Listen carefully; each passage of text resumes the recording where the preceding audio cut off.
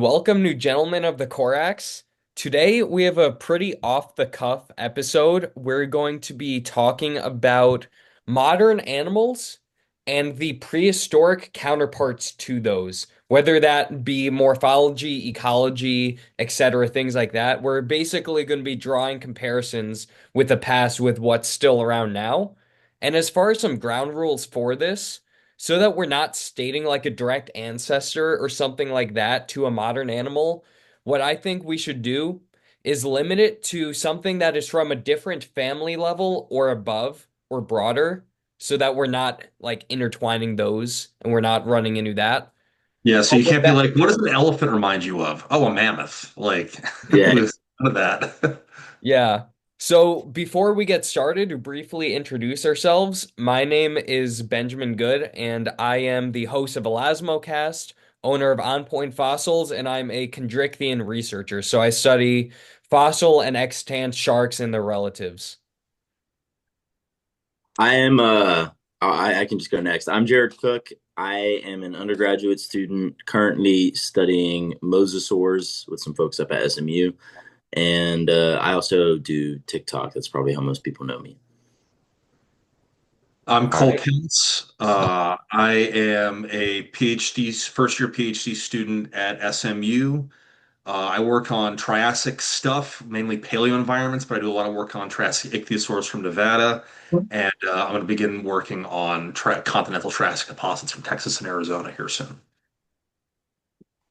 And what's up, guys? My name is Dylan Falkner. I run the Prehistoric Alabama YouTube channel, and we're just hobby collectors here from Alabama. We fossil hunt all around the state, and yeah, hope you guys enjoy.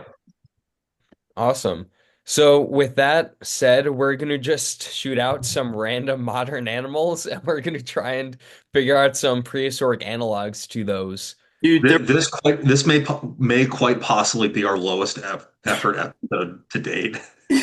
like genuinely zero research went into this. Ben Yeah. sent us the list of what animals he had in mind, and some of those I was like, "Dog, this is going to be impossible." And have you done Yep. anything with that information? No, I haven't tried that at all. So we'll see what we come up with. We'll see what we come up with. This is just general knowledge from some paleontologists. What can we put together? We'll see. Yeah. And feel free to let us know about how horrendous our takes are in the comment Yeah. section. Tell us how wrong you are. Tell me how stupid you think I am. True. Lines are open. I need to be. We will tell you how stupid you are. So the first animal I'm thinking we have would be an orca. So the modern day killer whales, which are the largest dolphin species, I believe. I wish that we had our dolphin and whale expert on here, but we don't.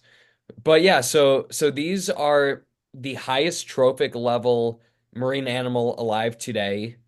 They have obviously they hunt in pods, so they have a really strong social dynamic, which is going to be interesting because a lot of that type of stuff doesn't really preserve well in the fossil record for obvious reasons.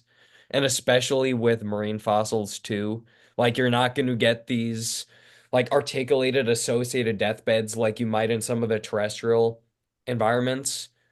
But with that said, I think that the animals that would be the best analog for an orca that aren't like an orca or an orca like direct relative would be something like those macroraptorial sperm whales from the Neogene. Think like Zygophyseter, where Or like they're Rigmaphysetter. Yeah. I, yeah. I I think you should maybe explain quickly what macroraptorial even means. Like that sounded like a lot of jargon. Yeah, so modern day sperm whales, they are predatory. So a lot of their diet consists of cephalopods like squids. So you'll find them eating things like giant squid, for example. But they only have teeth on their lower jaw, whereas they don't have teeth on their upper jaw. However, they had relatives back in the Neogene that had these really, really large teeth, both in the upper and lower jaws. And these would have basically been eating whatever they wanted. So their biggest competition at that time were large sharks. The most famous one, I think, right now is Leviathan. That would be classified as a macroraptorial sperm whale. And Giant, giant sperm whale. yeah, Yeah. like they would have teeth like this, like It's insane. all Oh of yeah. our current Leviathan material is smaller than the largest known sperm whale. Now, that just screams sample size issues right there. But Mhm. uh, Leviathan, while it is a lot scarier than a sperm whale, it's not necessarily bigger, or at least that much bigger. I should mention though that the largest teeth of any animal ever discovered are Leviathan teeth. Like Not counting tusks. not counting tusks. Yeah. Yes. Yeah, yeah, Yeah. yeah. The And it largest had pumpkin largest teeth. largest individual teeth. They're way bigger than T-Rex teeth. They're way bigger than Liopleurodon teeth. Like genuinely, I implore any listeners to look up a Leviathan tooth because whatever we say, you're not gonna believe us. Imagine taking like an American football, that's the tooth root, and then just putting a giant dagger on it. I held one in person, one of the teeth from Chile, and like you have to cradle it like it's a baby, and it's heavy. Like Wow. this tooth was like 20 pounds or something like that. It was insane, and it wasn't even the biggest tooth in the guy's collection. Holy moly. Yeah, Crazy. Whoa, but T-Rex. All with right. with that Really said, quick, what? really quick. So I work on the very first known macroraptorial animal ever. So I've actually spent a good bit of time thinking about like that term. It's an ichthyosaur called Thalattoarchon, with little compressed xiphidont dentition, lateral like big blade teeth. It kind of looks like that.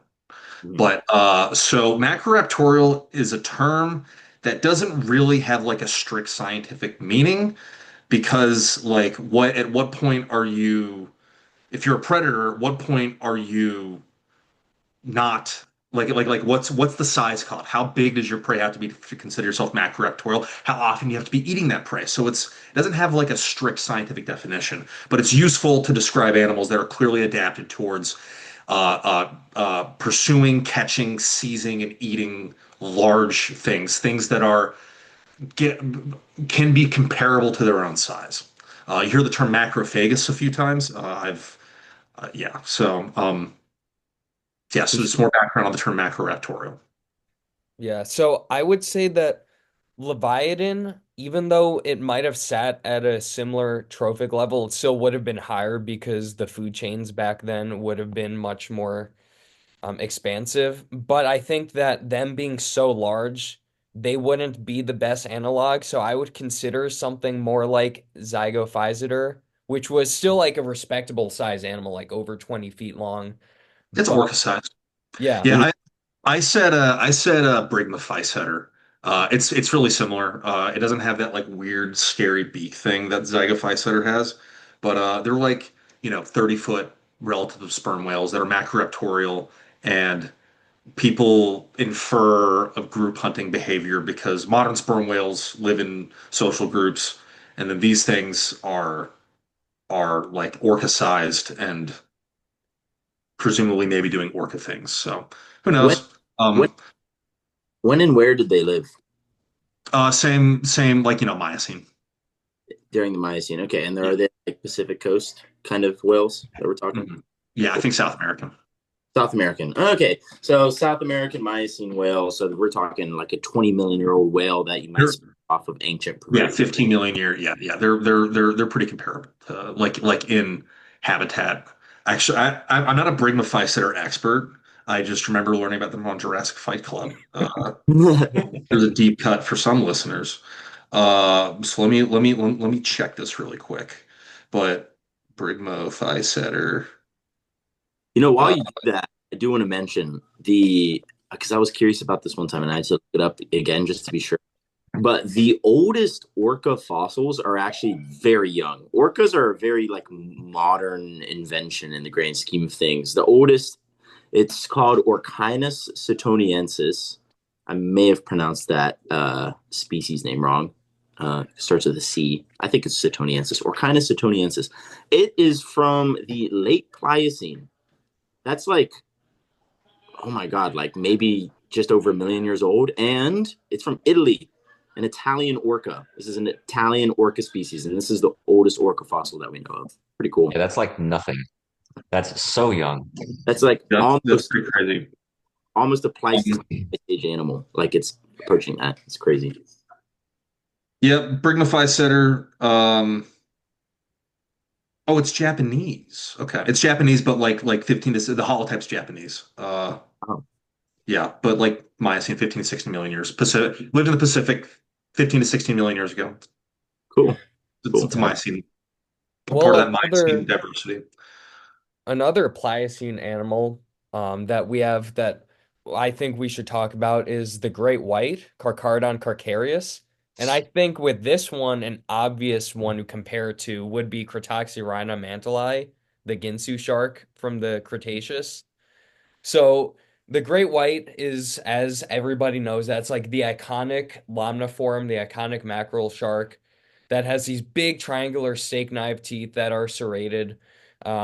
They get up to like 20 feet long, whereas in the Cretaceous, things were a little bit more heated, I would say, in the oceans, especially in Hell's Aquarium in the Western Interior Seaway, which meant that these top dog sharks would have been larger than great whites are today. Though there were larger great whites in the past, like there's teeth well over 3 inches in the fossil record for great whites, which implies that they were larger than what we've seen today with a max body size of like 20 feet. So we may have had 25, 26 foot long great whites in the past, but we have in the Cretaceous with Cratoxyrhina, I've seen also an over 3 inch long Cratoxyrhina tooth, which is insane. That's And crazy. these were a smaller tooth genus, so they were actually larger per tooth size than a great white is. And these things, like you're talking like 27, 28 feet for some of these large Cratoxyrhina. And they were hunting basically anything. Like there's fossil evidence of them fighting off mosasaurs, pterosaurs, just anything that they wanted. They were one of the apex predators from their time. And One of the apex predators is an oxymoron. true, true, true, true. It's weird though because the Western Interior Seaway was so full of predators that it's actually a little bit of an enigma. There Yeah, was from it's like the United States Congress. true. Yeah, it's a underrated joke. Okay. Yeah. Um, I would like to point out also with Cratoxyrhina, there were studies done on the actual like anatomy of it in the tail, and there's some calculations that put it like even faster than the fastest sharks of today, like modern makos, which wow. is kind of crazy if you That think about sounds a it. bit spurry. Like Yeah.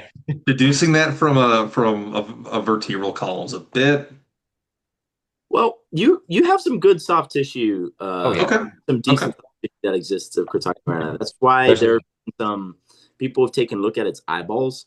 One thing Ooh. about Cratoxylana is it had unusually large eyes, even for a lamniform. Like a large macropredatory lamniform, it had like giant eyes, and so it definitely did not look like a great white. Like you'd be able to see a Cratoxylana even if they had same colors, and just off their body plan, you'd be able to tell they're two different things.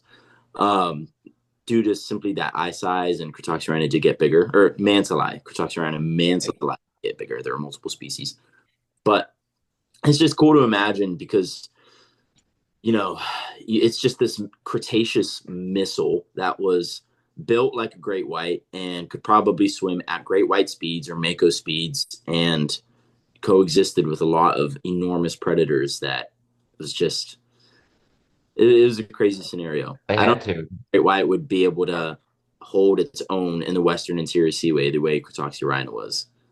Go big or go home back then with all the mosasaurs Yeah. and other things. Yeah, they were very long ranging too.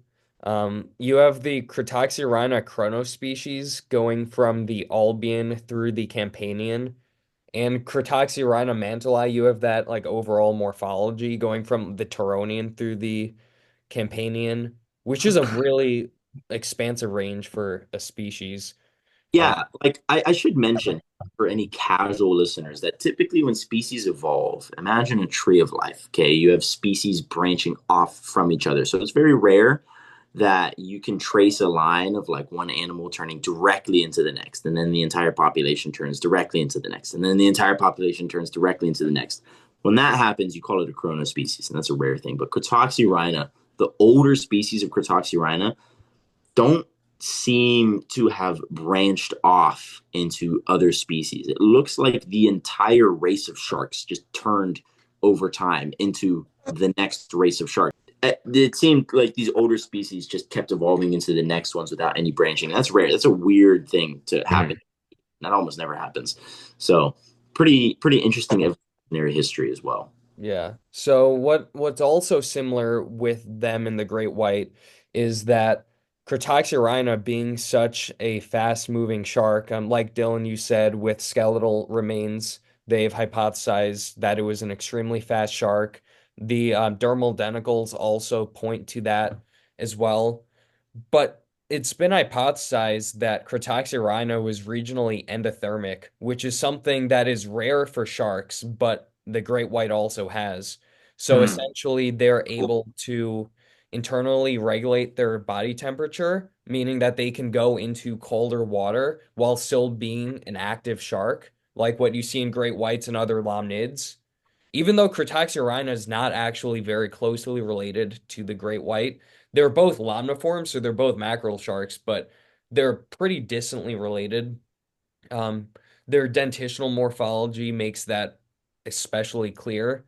But that's another interesting contrast. And the reason that I said that they're one of the apex predators from that time is kind of like with the great white, where a lot of people think, yeah, that's the apex predator. But in reality, orcas hunt great whites, and this has been well documented. So I'm saying a similar thing with Cretoxyrhina because, yeah, they were a really large shark back then. But there were other really large sharks too, like Cretotus. There was also these massive mosasaurs throughout the reign of Cretoxyrhina manteli as well, like Tylosaurus. So I wouldn't, Finesse. yeah, so I I wouldn't mean, not as necessarily, big, but like if you're a not fully grown Cretoxyrhina, Xiphacus would be a serious Oh problem. yeah, yeah. So they had competition and they had probable predators too. So I would call that a pretty decent analog with the great white. I for agree. sure.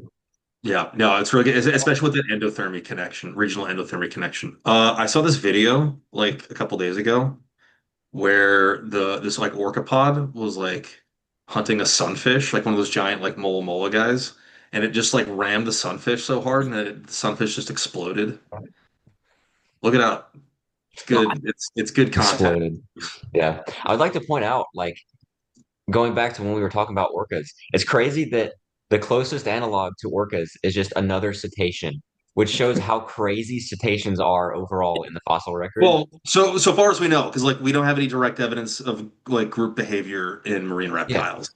Um, I mean, like that would just be extremely hard to find out to like test you're right. to like Yeah, yeah. yeah. So I wouldn't rule out. I mean, something like Temnodontosaurus. If Oh, yeah. Temnodontosaurus was had any kind of group proclivities, which I doubt they did, but if they did, then that would be a very good orca analog. Actually, that thing's way scarier than a Oh, for pod of sure. Temnodontosaurus would Yeah. be. That's the scariest thing in the entire Jurassic period. Mhm. All those big ichthyosaurs back then were Yeah. just crazy. Sorry. Apologies for me redirecting the conversation towards ichthyosaurs. Oh, yeah, Anyways, you're good. You're next good. animal.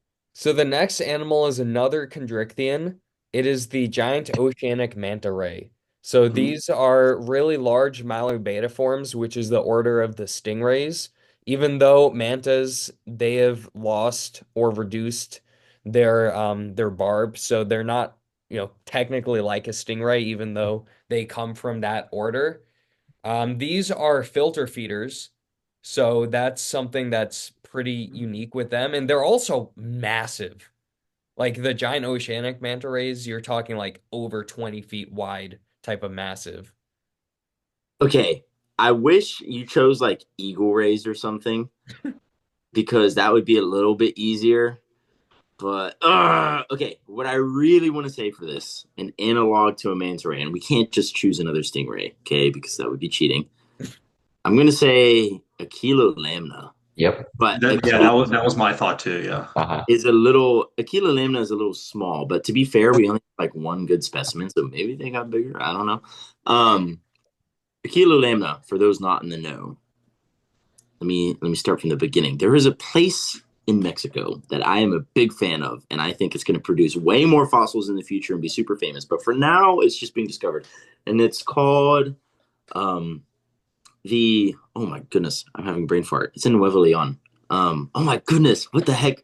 What formation? Agua Nueva formation in Nuevo Leon, and it produces fossils that are around 90 million years old, 90 to 93, I'd say.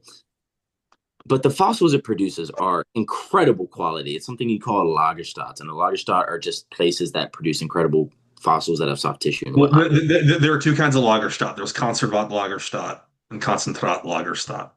Uh, a Concentrat Lagerstadt is like what you're describing as a Conservat Lagerstadt with like exceptional preservation quality, and a uh, crap. Concentrated Lagerstätte is like Lagerstadt is a huge accumulation. yes, but to be fair, I think when most people think about Lagerstadt, they're not thinking about the concentration That's ones. true. I'm just for the edification of our listeners who may encounter that term in literature and get confused. So, like I did. Okay, fair enough. True, true, true. Anyway, points is anyway is that in these limestone quarries in Nuevo Leon in Mexico, there are a lot of soft tissue chondrichthyans being found. One of them is highly unusual. So enter Aquilolamna. Imagine a shark that's built like a 747. This shaped like an airplane. It has this blunt little face that it uses to filter feed, and then incredibly long, pointy pectoral fins that it uses to fly through the water. It's like it is the shark equivalent of an albatross. Like its pectoral fins are incredibly long. If you think like a thresher shark is just a messed up looking creature, imagine putting thresher shark tail fin on both sides. And there you go. That's an Aquilolamna. Incredibly long pectoral fins and a cute little blunt face that is looks kind of like a megamouth shark, I would say.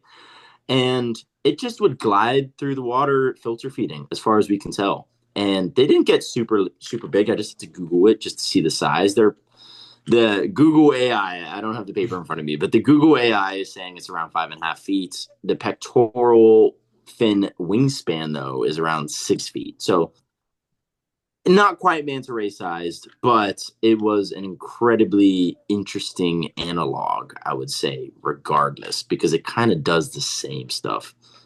Yeah, no, I think we should just do that one. It's just too good. Yeah. Yeah.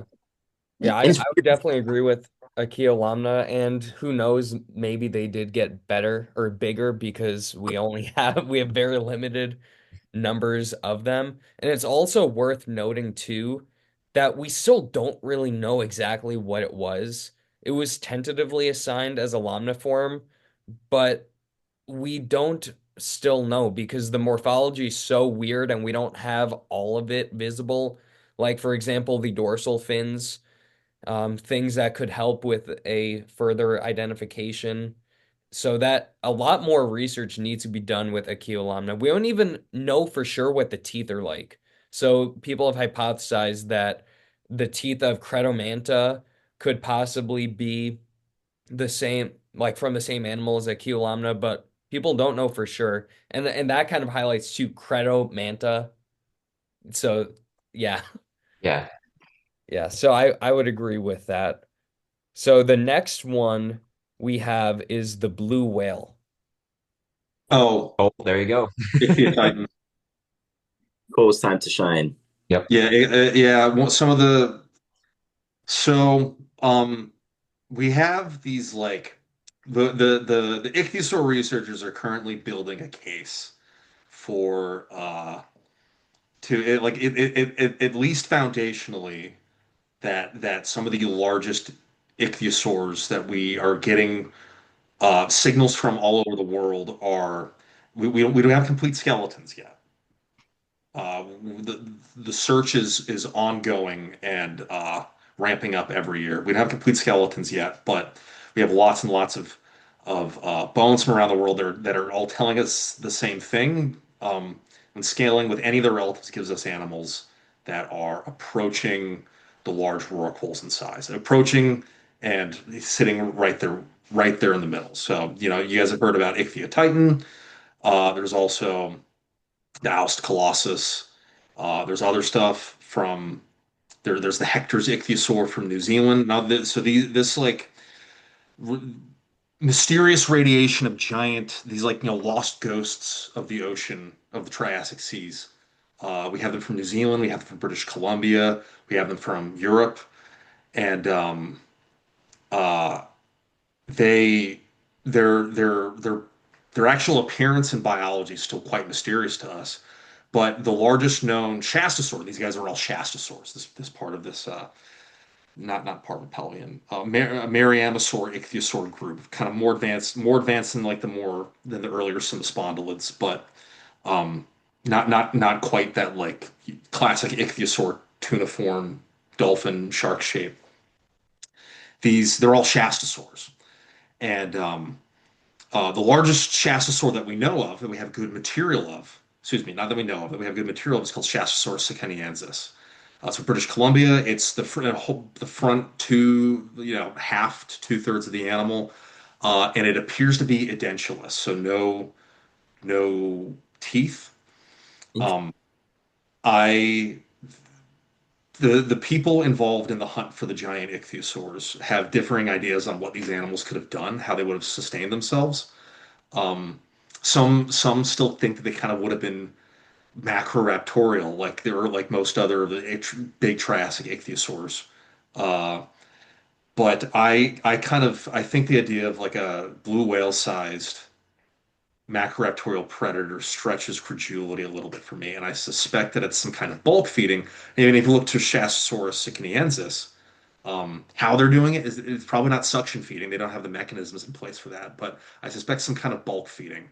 And I think that this large edentulous ichthyosaur, the 70-foot edentulous ichthyosaur from British Columbia, is kind of on the right track to how we should picture these giant ones. What exactly do you mean by bulk feeding? Bulk, like how modern not filter, like filter feeding is a kind of bulk feeding, right? Like Yeah, you're opening your mouth and you're taking in a lot of small food at one time. I understand. I So understand. Like a little bit like leatherback sea turtles, how they just completely hound into yeah, schools of jellyfish. yeah. Like most of the baleen whales are bulk feeders, or all the baleen whales are bulk feeders, but they suction feed. And for a bit, we thought maybe the ichthyosaurs could have done that, but there's none of the structures that whales or other suction feeders have are in ichthyosaur or are part of ichthyosaur anatomy. So how exactly they're doing it, I don't know, but I suspect that they're bulk feeders. Cool. Yeah, I would agree on giant Triassic ichthyosaurs. Yeah, Yeah. it could be a titan to put a taxon to it. I would say maybe we can like include lead species in this. It's a bony fish, but enormous filter feeder, Yeah. a lot like a blue whale. Leadsichthys is Jurassic, isn't it? The largest bony fish Yeah. of all. Yep. The What were the largest maximum sizes? actinopterygian. The largest actinopterygian of all time. How big were they? Yeah, but I think that one would fit with another one that we'll talk about. And then I Yeah. guess we can just go to that one right now. I think that Leedsichthys would match really well with the whale shark. So the Oh, whale Oh yeah. shark being Yeah. the largest extant shark, and they're also obviously filter feeders. Um, I think that that would work really well with Leedsichthys. Yeah, I think that would probably be the matchup that I would do. and Yeah. these, as far as I can see, just from this quick search, because I don't study any Jurassic taxa, so I just have to use Google for this one. Um, Most of the remains found of Leedsichthys are from animals that are between 9 and 10 meters long, so like 20 something to 30 something feet. But isolated remains have suggested an animal of around 16 meters, which is 52 feet. That It's is a a big fish. enormous bony fish. And literally, it's just a bony fish that can filter feed. That's pretty awesome. And it's just, I would have loved to see something like this. And they're not like they're not that whale shaped, honestly. Really not. They're like, they're not these super graceful. They've kind of Looks, I'm looking at them now. Their craniums look kind of robust. Their skulls are a little large and voluminous. They're not these very dorsoventrally compressed, ultra streamlined creatures like most baleen whales are. So this is just like a large, voluminous creature, which is pretty awesome. Yeah. Like, could you just imagine being back then and just seeing a pod of these swim by? Like, how graceful that would be. I'm getting flashbacks to like that show that Nigel Marven was on when he Sea came Like across sea monsters. a. monsters. Yeah, sea Yep. monsters. Yeah, Yep. dude, I met Nigel Marvin. What? I'm Yeah, jealous. yeah. I had a Zoom call with him. It was fun. That's crazy. Yeah, So what yeah. do you think would be the prehistoric analog for the modern day sperm whale? Because we talked about Macroraptorians. Oh, What about the modern one? oh. Here's the thing. Here's the thing. It's something to keep in mind. Sperm whales, just because they have teeth, doesn't mean they're getting used. Their teeth are actually quite vestigial. You'll even get barnacle growth on sperm whale teeth today, and barnacles grow on things that are not like abraded against very often. So, Yeah. sperm whales are complete suction feeders. They do not need their teeth. They suction feed giant squid and other types of squid. So that complicates things a little. Yeah. So a good thing to keep in mind about sperm whale is that like sperm whales, like the sperm whale family has like many like is like this old family with lots and lots of extinct diversity, and we only have the only surviving one aside from pygmy sperm whale, which is doing a very similar thing. The only surviving members of these like weird hyper specialized deep sea feeder offshoots. So I feel like an ichthyosaur could possibly work outside of the obvious. We don't have evidence of them hunting in groups and that Well, type of sperm whales don't really hunt in group. They're very social, but they don't they don't like pack hunt. They don't cooperate. They're like bird. Like birds are very social, but yeah, but they like like live aside from like together. harrier hawks. Hmm. Sorry. Well, I just meant that they live together and that they have Okay. strong social. Well, in that case, I so was I've got two kind of answers for this. Actually, maybe three. So we have evidence of deep sea diving in ichthyosaurs. So like honing in on the deep sea diving connection, we have evidence that they were doing such things. We have evidence of the bends.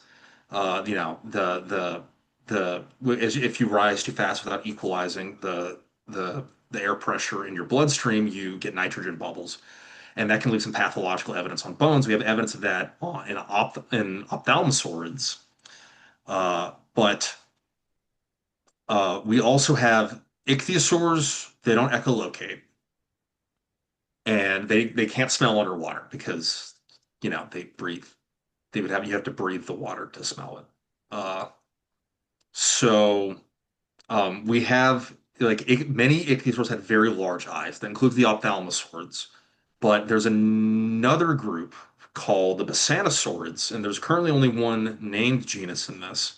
I can talk about this, but we have in Nevada we have evidence of a giant basanosaurid. It's not sperm whale sized, but it's probably uh, you know 30 to 40 feet long, closer to 30. Uh, of a very slender snouted ichthyosaur with enormous eyes. It's when whoa. this thing gets described. It's on display right now, so I can talk about it. It's in if any of our listeners live in Reno, go check it out. Like it dethrones Ophthalmosaurus for having the largest eye to body size ratio of any known, like eye to skull size ratio of any known vertebrate. Wow. Or I guess tetrapod, because maybe some fish eat it. I don't know. I'm not working on that one specifically, but so maybe those guys are good. Temnodontosaurs have giant eyes, so I suspect they were at least capable of deep sea diving. But if you want evidence of ichthyosaurs that were probably capable of deep sea diving, had teeth that show us that they had a that they could take some seriously sized prey, like giant squid size, for example. Um, but like still relatively small, so they're not like exactly macroraptorial, if you want to use that word. And they lived in groups. Go for Shonisaurus. Shonisaurus is another Nevada ichthyosaur from the late Triassic, not like my middle Triassic ichthyosaurs. It's from the Carnian, and they're found in a giant monospecific assemblage in the Luning Formation where lots and lots of shonisaurs died. It looks like the most recent research by Neil Kelly shows that this accumulation happened not at the same time, and they propose it's not, and it's marine deposits, so it's not a stranding, and they propose that um, this was an area where the shonisaurs would congregate year after year to mate, whatever. And if there was just, with a lot of shonisaurs hanging out in this one coastal spot, you would get frequent more, any kind of more, they're more likely to die because there's so many of them, and they would die and fossilize there. So uh, there are my three suggestions: Temnodontosaurus, Shonisaurus, and then our giant unnamed Basanosaur. I think Shonisaurus, based on what we know, might make the most sense. Yeah. Yeah, I Yep. agree. So let's take a little bit of a break from marine stuff and let's go on to some land things. And we can start with a lion. Okay, I have a thought, right? So lions functionally are the largest pack hunters today. I would say a really good analog would be something like maybe Utah Raptor. Like, I don't know if Utah Raptor specifically was a pack hunter, but something tells me it was. I'm not sure. I mean, we need a dinosaur guy that can help us with this. But yeah, definitely a large dromaeosaur. Because to compare something like a lion to T Rex is just silly. It's not. The answer is obvious. It's not that. So it would have to be a large dromaeosaur. And if you're going to pick a large dromaeosaur, why not Utah Raptor? So, okay. So dromaeosaurs, um, they've often been like reconstructed as pack hunters because we're kind of projecting these mammalian ideas about like things that we see in our modern world onto these dinosaurs. And a lot of recent research has pushed back against the idea. I think a little too far. For example, there were some studies done on we find multiple Deinonychus in the same fossil bed in the Cloverleaf Formation, and multiple. So they did studies on Deinonychus from the Cloverleaf, and they found that the teeth of the younger Deinonychus were lower, like gave isotopic signatures that indicate they were lower on the trophic level than fully grown Deinonychus. So this means that they weren't eating the same things. And the first thing you'd expect to see in pack hunters is um, like a diet held in common, right? So they're all eating the same things because they're all living together and cooperating. And we don't get that in Deinonychus. However, I think the fact that they are still generally always found alongside each other is like that's not trivial. I think that that is a meaningful signal that they were actually living around each other. To what extent, it's very hard to say. Now, moving on to Utah Raptor. Utah Raptor's known from a couple specimens plus the block, but the couple specimens that we haven't been able to get that much information out. We got some good anatomical details, but Utah Raptors is very clearly aberrant, strange dromaeosaur. It's a dromaeosaur trying to be like an allosaur. It's lost a lot of its gracile features that make it a more like athletic and agile animal. No raptors were fast runners, but jumpers for sure.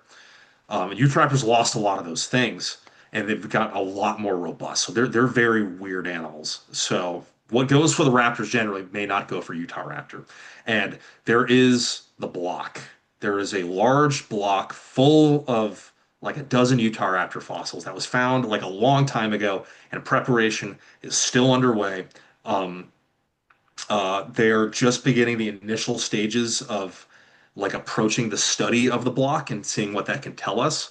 And I have a feeling that our what how we understand Utah will change a lot in the future. But the fact that they're found in this very large death assemblage with both adults and young Utah raptors, that could be meaningful in the future. So yes, I agree that Utah raptor would be a good one if we're gonna go with a dinosaur and not just like some other mammal that may have Yeah. also act on. Mammal. None Yeah, of I could go with Utah Raptor in that. I none of will point out, there's a I lot of disrespect in the gentlemen of the Corax. We're not mammal people. no, no, not at all. I will point out, I don't necessarily agree with this. Whoa. But I Whoa. think that there's a point to be made how Allosaurus is called the lion of the Jurassic because when you look at what like where it was in its sort of like I guess trophic level, is it compared to other animals in its environment, like lions, they are one of the apex predators in their environment. They are the apex predator in their environment, but they've got Not all these. necessarily. I mean, like, they get bullied by large hyena groups a lot. True, true. But again, we don't have a lot of group fossilization, evidence for, especially for stuff in the Jurassic.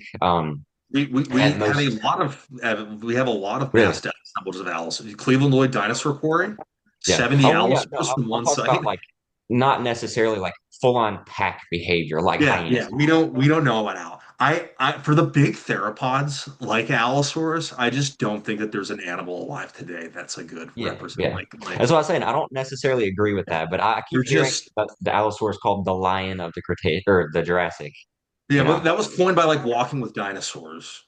Yeah, yeah. And it's like fun, but like I don't think there's like aside from like being a dominant and common predator, I just don't think there's much to it aside from that. Mhm. Allosaurus is yeah. Um anyways, Yeah. yeah, like Allosaurus, like all theropods, I just don't think we can draw very clear parallels between them and modern animals because they're just so They're so different. they've got so much more firepower than Yeah. Yeah. There's like the Mesozoic is like the Mesozoic like fossils are like filled with like 20 to 30 foot like megalosaurs or tyrannosaurids that are like scrappy and every ecosystem's got one, which are like we just don't even pay attention to them now. But if a person ever encountered one of these like 20 to 30 foot, like not quite not even like the large ones, it would be the scariest animal any human being had ever encountered. Oh, Like yeah. there's just nothing there's just no clear line we can draw between them and Mhm. things alive today because they're just so much more draconic, I guess, Oh, for than, sure. Yeah. But like I said, I figured I'd bring that up. I keep hearing that, that term. But yeah. yeah. What's the next one, Ben? What we got? The Yep. next one is a brown bear. Ooh. Now, I am kind of feeling Permian Gorgonopsid Inostravensia vibes on it. Yes. Like, No, no. An Ostracevia is a pure carnivore. We would need something that's 'cause most like a lot of grizz get a huge portion, especially the continental grizzlies, get a huge portion of their diet from plants, berries, and stuff. yeah. Um, we would need something omnivorous. That's hard. That is Yeah, very hard. omnivorous, but like pissed off and aggressive. Um, I actually like comparing some of the smaller giant ground sloths to black bears, but I don't think that's a good grizzly because like I can't see a giant ground sloth charging me at 35 miles an hour. What's a good dinosaur? I can't even think. Think of a single omnivorous dinosaur. Like I cannot lie. Oh, what about like a canning Nathan? Oh, Ooh. you have to remember you're the only dinosaur guy in this entire. Okay. I have to explain that Well, to we should have had Harry in it. Harry, yeah. Like canning Nathans are they're like oviraptors, right? They're a branch of the oviraptors. real you. quick, They're probably disgusting and like like very bird-like, but in terms of like an omnivore that would probably like absolutely just like be hyper aggressive and destroy your day, like a big grizzly bear sized Canignathus, like Anzu.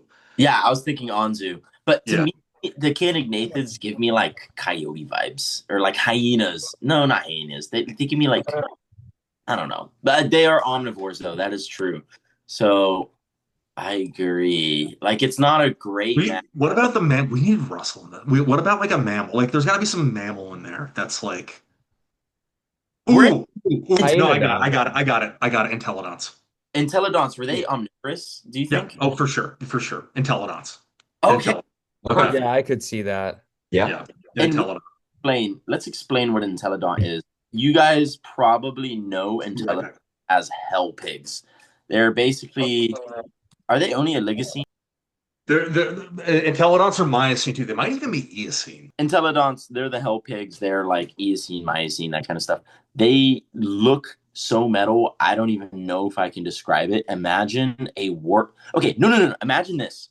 Imagine if you give a horse the face of a dog and then give that dog hideous tumors all over its skull. Like it's a horse with like a dog's mouth, okay? But it's just covered in huge bony protuberances and it probably stank and it was just ugly. And it was like I implore you to look up an Entelodont, and if that's too much to spell, just look up Hellpig. Like if you're in the car, remember, go home, look up Hellpig. You won't regret it. Text and drive, folks. You heard it here on the Gentleman Corax. We encourage you to text and drive, to Google information. Jared, there's probably like one Entelodont person who was watching this is like, damn you, they don't stink. Dude, they're probably so stinky. I can't Well, I imagine how. mean, No. most animals are stinky. Yeah, but Entelodonts, I feel like are like hyenas. They just take it to another level. You Yeah. know, that's my hypothesis. Well, Very they're like scientific. no, they're like grizzly bear. The True. only thing is, grizzly bears are way more cuddly looking. Even though they'll kill you, they look cuddly. Entelodons do not. What about like a Entelodon, baby Entelodon? hideous. There's no way that creature is not the ugliest thing you've ever seen. Like every reconstruction of it, I've never seen a reconstruction that isn't like. Even when they're trying to be nice and generous and make it fluffy, it's still like, ugh. Ugh. That's it, Ben. That's the next podcast. Which prehistoric creature would look the cuddliest? Which would be the ugliest too would be a good one. So here's another one for us. What about the bald eagle? Um. Okay. I wish you said harpy eagle because I'd come up with a better answer. What was that thing? Okay, what was that giant eagle that would hunt moas in New Zealand? Does anyone know? Haast's eagle. Haast's eagle, dude, But that baller. would be the same family, right? Not necessarily. Raptors are polyphyletic. Hold on. But okay, yeah, we got to go back. I think what Ben is mining for here is for us to list a pterosaur, but unfortunately for y'all, I do not like pterosaurs, and I don't know any of them. So Well, we need a fish eater. Um, true, yeah, they are fish eaters. There are so many fish eating pterosaurs, though. yeah, that's like all. Well, so yeah, pterosaurs are like their bones are so like horrible and like brittle that they only fossilize really well in like really gentle marine systems, like lagoons or like chalk deposits, like offshore like really fine-grained mudstones. Um, What about just pteranodon? That's a yeah, very I would. That's what I was thinking. But like pteranodon's a seabird, and bald eagles are they do a little bit of sea hunting, but pteranodons are more like an albatross. true. Very true. That's a good analog. Um, man, some pterosaur. I just don't know what. Let's see, what's the Pterosaur India. smallest Ashdarkid? Because they weren't just fish eaters. Yeah. No, because bald eagles like only eat fish. Because I'm sure like Ashdarkids are like very like even the small ones, like the small ones would be eating like rats and lizards and stuff. Hmm. I think there's no way we're going to come to a conclusive and confident answer here with our like knowledge base, and we should probably just go to the next one. Oh, some pterosaur. Good enough. Next. What about like a tapahara? Tapahara. Tell me about it. Yeah, it's they're like they got big crests. They're like, pterodactylids, so they've got like no tail. They've got no teeth. And then like a big huge crest. And they like have been found both like in coastal deposits and like a little further. And I think Kayuahara is a little further inland. I'm not sure. Do not come at me, Brazilian pterosaur researchers. Uh, maybe like that because it's like eats fish, but both coastally and a little further inland. Fair Oh no, enough. the Tapaharans ate fruit. Never mind. Damn it. Stupid, stupid, stupid. What's the one that was in Walking with Dinosaurs? Ornithochirus. Yeah. Yeah, that thing's not real, dog. Uh, Damn. Ornithochirus was not 40-foot wingspan. It was Well, like a 20 well, well, yeah, how large was it? Because we're talking about a bald like eagle. a 20-foot wingspan, but like it's still a coastal like ocean going seabird type thing, you know? I think of bald eagles as pretty ocean going. I mean, when you think of bald eagles, the first place that you think of is probably like bays in Alaska. That's where they're everywhere. They're just like I kind of think of them as seabirds a bit. I know you get them inland, but I also see seagulls inland. Like I'm in College Station. I saw a seagull the other day. I'm at least 100 miles from the coast. So I think I Well, but think like bald eagles are all over like Minnesota. fair. Fair, fair, fair. I Like think like like I know. Like I used to work in Alaska and like I my quarters were on like an inlet near Juneau, on an island near Juneau. That was like it had like an inlet right there, and I would just listen to bald eagles all night. But like I wouldn't go out to ocean. I wouldn't like see them like out at sea. They would just be like fishing in the inlet. I got you. I think they're good enough. I think we can move on to the next one. Yeah, yeah, no, yeah. Comparison or something, you know. And I, so the next one would be saltwater crocodile. Ooh. I got something. One of the How about that large, giant temnospondyle? yes, I was about to say something like Mastodontosaurus. Yeah. wait, Prionosuchus. no, because saltwater crocodiles are freshwater and saltwater. Temnospondyl's got to be saltwater too. I let me just Phytosaurs? no. I have a great one. Well, if like yeah, I mean like phytosaurs are also good, but like do we I don't think we have any direct evidence of phytosaurs being Dude, can ocean I dwellers. read this to you? Can I read this to you? Yeah. All right. Where's the abstract? Okay. Wait. A new mosasaur just described from France, like just described. This is a brand new paper. It's freshwater and it has a couple of weird features. It has plesiopelvic features, meaning like its pelvis and limbs were essentially primitive. These were not full flippers yet.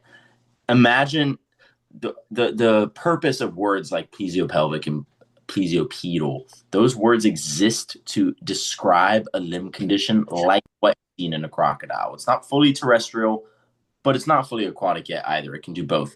And this mosasaur that was just described in France, it's called Garamado bachiensis. And Garamado bachiensis, even in the abstract, they hypothesize that. Let me just read the sentence out to you. Ready? This mosasauroid, approximately 2.5 meters long, with terrestrial-like limbs and a sacrum, and with osteosclerosis in its vertebrae and humerus at least, was probably hovering at shallow depth in freshwater ecosystems. And being a mosasaur, it could probably hold its own in saltwater, as most mosasaurs, nearly all mosasaurs, except for this Pannoniosaurus, and occasionally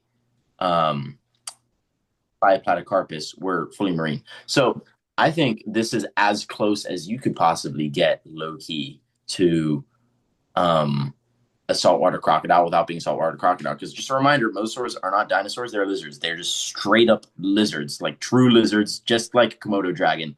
And you have a freshwater crocodile-like lizard that's just floating around in France during the Campanian 80 something million years ago. That's kind of Were they ambush predators? Did they sit at the water's edge and grab dinosaurs coming to drink? well. If you look at the material that exists of this, no shade to them. They were able to do a lot with the material that we have, but it ain't pretty. This is not like a museum play specimen. It's like, Oh, hold on. I have something. Bef Oviparous mosasaurs confirmed. Oviparous mosasaurs confirmed. whoa, I think it was probably live birth, just like the others. Like this thing is in the Campanian. So like even though it's I'll word it like this. The most basal mosasaurs are the agalosaurs. We have agalosaurs that are filled with baby agalosaurs in them. Like they were Okay. not, and they definitely would have been able to go on land if they wanted. You know, they were probably spending most of their time in the water anyway. But even the most basal mosasaurs that we have are live birth. So this thing was probably almost assuredly live birth, unlike a crocodile. But just in terms of it, the role that it filled in its environment, I would say this was pretty close to a crocodile. And was it doing ambushes to terrestrial things? I don't know. Like you have I a piece of the mandible and a rib and a vertebra, and like it's not great, but it's I enough. don't know. I Hear just can't me, see mosasaur like lying in wait for hours and hours and grabbing something at the water's edge. hear me out for this. So, so the saltwater crocodile is an apex predator in Australia in that area. It is taking down massive prey. It's taking down things like water buffalo and stuff like that. They're able to go in salt and fresh water, even though it's much larger than the saltwater crocodile. Think about Deinosuchus, which it was coastal on the Western Interior Seaway. We know that it crossed over both in Appalachia and Laramidia. And even though it is much larger than the saltwater crocodile, things were larger because you had massive dinosaurs over there that it would have been preying on. So ecologically, even though it's much larger than what we see now, it was doing the same type of thing. There are like smaller species of Deinosuchus too that are saltwater crocodile size. Yeah. Yeah, there was I recently had a talk by or there was a talk by David Schwimmer who is a he had a Deinosuchus species named after him. I saw him speak at the Alabama Museum of Natural History, and he was saying they live kind of like similar to modern alligators. I mean, Deinosuchus is an alligatoroid. And we have he says we have evidence of them both eating dinosaurs as well as like more something you'd see like alligators doing, like preying on turtles and smaller fish, stuff like that. So I think there's you know A a lot better. slight overlap there. That's a lot better. You can. I'll just walk away with my little mosasaur and defeat. Yeah, I think Deinosuchus would be a good fit. Yeah. Money. I like it. All right, so the next one is the Humboldt squid. What do they call Tusoteuthis now? They changed its name. It's called like Ectoteuthis, I think. Oh, really? Yeah, Ectoteuthis. Let me look that. Ectoteuthis. Dang. So Tooth is gone. All my ARC players about to cry. So okay, let me explain this super fast. Tusoteuthis. Um, did they change its name? Come on. They may have. They may have. Maybe they haven't. But okay, it's called Encoteuthis. Wow. Encho looks like that's what it fits in. So it's been lumped into Encoteuthis. Anyway, it's a fairly large squid from the Cretaceous, and we don't have great material. Squids leave behind a squid pen that is essentially their skeletal material, and it's exactly what it sounds like. It's very pen shaped.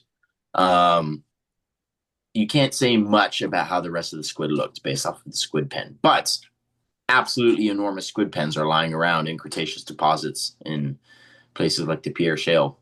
I believe they're a Pierre Shale animal. Probably, I think they're Pierre Shale. So don't take my word for gold on that. But the point is that yes, you had very large squid swimming around in the Cretaceous. I cannot think of a single other besides that. There is no shot. So Well, I mean, we can also look at the shelled cephalopods too, because we don't have those nowadays, but ecologically, I would imagine that they could have filled similar roles. maybe Got it. No, got it. Got it. Got it. Got it. Got it. Got it. Got it. The largest belemnite genus is Megateuthis. there you go. That's perfect. Mega 10 two. feet, How big are we talking though? 3 meters, 10 feet long. 3 meters. Oh, Okay. that's a tad bigger than Humboldt squid, but it's pretty analogous, I'd say. For Mega two. sure. Yeah. Explain what a belemnite is, Cole. What if I don't want to? Okay, imagine a squid with a much pointier backside. There you go. For the listener that's reading, that's a belemnite. They're like anatomically different, but if you saw one in the ocean, like as a time traveler, you'd be like, "Oh, that's a squid," and you wouldn't know until Yes. you They did. they they have they have a shell that they carry inside of themselves. Yes. They look like bullets, and so they get the name bullet squid a lot because old ranchers and stuff who had a lot of belemnites on their property would look at them and go like, "Those rocks look like bullets." So I'm gonna call them bullet squid. Yeah. Okay. If we wanted to go away from just the straight up squid looking things, because we have a squid, we have a belemnite, I can mention Parapizoosia. Parapizoosia is the enormous genus of ammonites. They were the largest ammonites as far as I'm aware, at least in the Cretaceous. And imagine an ammonite shell that in diameter is 8 feet. 8 foot ammonite shell. That's Parapizoosia separadensis that could reach sizes like that. And here in North America, we had like Parapizoosia bosei, not quite as big. It's like a 4 foot shell. But, these are probably pretty motile predators. Very Well, big, they're not fast though. Like they can't move very quickly. like how a Humboldt squid can, exactly. But I think they're worth mentioning. Well, I think Parapazosia would be a better fit for the colossal squid of today. I Mm, think That would that have to be Tusoteuthis. what? I think That would have to be Tusoteuthis. I agree. I agree with Tusoteuthis for the fitting the Yeah, fitting. like they're like colossal squid or like Parapizoosia are not like living like 2,000 feet down and like hunting by like dangling their tentacles out until something like moves between them and then they grab it. Yeah, but the Western Interior Seaway was pretty shallow to begin with, and I believe that Encoteuthis and Tuthoteuthis, I believe that those were shrunk significantly. The shallowest estimates for the max depth of the Western Interior Seaway that I've heard, like the shallowest, when people say, what is the max depth of the Western Interior Seaway, there's disagreement. People say different things, but the shallowest I've heard anyone go is 600 feet, roughly. I've heard people say it could be up to over, not heard, I've read people say that it could be over 3,000 feet in some places. So, yes, it was shallow. I tend to go more towards the shallow side. I think saying that like a seaway that's flooded into North America could go to 3,000 feet is like what? I'm not much of a like a geochemist or a geologist, so I'll leave other people to debate Yeah, that. that sounds a bit preposterous to me. I Yeah. agree. I agree. But um 600 feet is believable, and I don't think anyone is like, yo, that's too deep. So 600 feet of water is like it's a lot of water. Like it's dark down Yeah, there. you're out of the photic zone at that point, but like barely. Yeah, Like most lakes today are, but there are a lot of lakes today that are deep. Not most. There are a lot of lakes today that are deeper than that. true, true, true, true. Hmm. But yeah, Next, so the next one is Komodo dragon. Ooh. Well, I think we know the obvious one. yes, dude, we're So same thing, right? Megalania. Yes, Well, sir. no, that would be in the it's the same genus. yeah, that's the same. Same genus? Yeah, Yeah. it got switched Really? to the Komodo Wait, hold dragon. on, hold Yeah. on, hold on, hold I on. did not know that. Oh, dude, it is Varanus. No Yeah. way. God, That's crazy. God damn it, it is Varanus. I Damn, mean, when did that happen? makes sense. So we can't do Megalania. Well, okay, the reason I we got can't one. say I got Megalania. one. I got one. Okay, okay. Dimetrodon. I was thinking Dimetrodon too. Ooh, Dimetrodon is a compelling point, actually. Yeah, like not very mobile, sprawling posture, roughly the same size, very predatory, and also lives like Komodo dragons are always found in like these like large like groups, like they're not cooperating or anything. Yeah, maybe monitors have been seen like low key cooperating. I don't know the extent of it. I would need to read the paper, but they're not like pack hunting or anything like that. They just kind of live in these like large groups because they're cold blooded and they don't need to like most warm like just the laws of the laws of thermodynamics, energy moves upwards through the food chain, so the smaller tier, the above tiers are always smaller. And animals that are not cold-blooded need less food to survive, so the same system can support a lot more cold-blooded predators than it can warm-blooded predators. And like the Komodo dragon, Dimetrodon also lived in an ecosystem with no warm-blooded predators, so they got large and the systems can support quite a lot of them, like at the Craddock bone bed, where you have like just lots and lots and lots of Dimetrodon. They're also cannibals, like Dimetrodon was. Um, yeah, so when I look at Dimetrodon and I try to like think how this thing would like move and behave, I think of Komodo dragons a lot. That Yeah, is a great.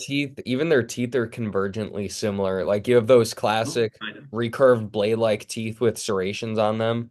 Komodo dragon teeth have that same like overall type of look, even though they'd evolved completely separately, just like it did with theropods as Yeah, well. well, the Komodo dragons aren't thecodont, and they don't have like, you know, what's the word I'm looking for? A heterodont dentition like the Dimetrodon do. But Yeah, yeah, but I like mean, the overall tooth nothing's perfect. morphology. Yeah, nothing's perfect. I mean, I'm sure there's some like large Mesozoic varanid that's like the same size as Komodo dragon, but that's kind of boring. So we'll go with Dimetrodon. Yeah. So the next one is going to be a challenge level impossible, and this is the Gila monster. Dude, Paleocene. what you were What? thinking. Yeah, So some people who don't live in the Southwest might not know what a Gila monster is. And when they try and Google it, they're going to be confused. It's Gila. So you will probably think Gila monster, but it's Gila monsters. Gila monsters are small, fat, slow, venomous lizards, and they have an unusual look to them. But they're venomous and they're small and fat and slow. And I genuinely like the thing that makes them special is their venom. I cannot think of a single thing like at all. Like nothing is close. They're so unique.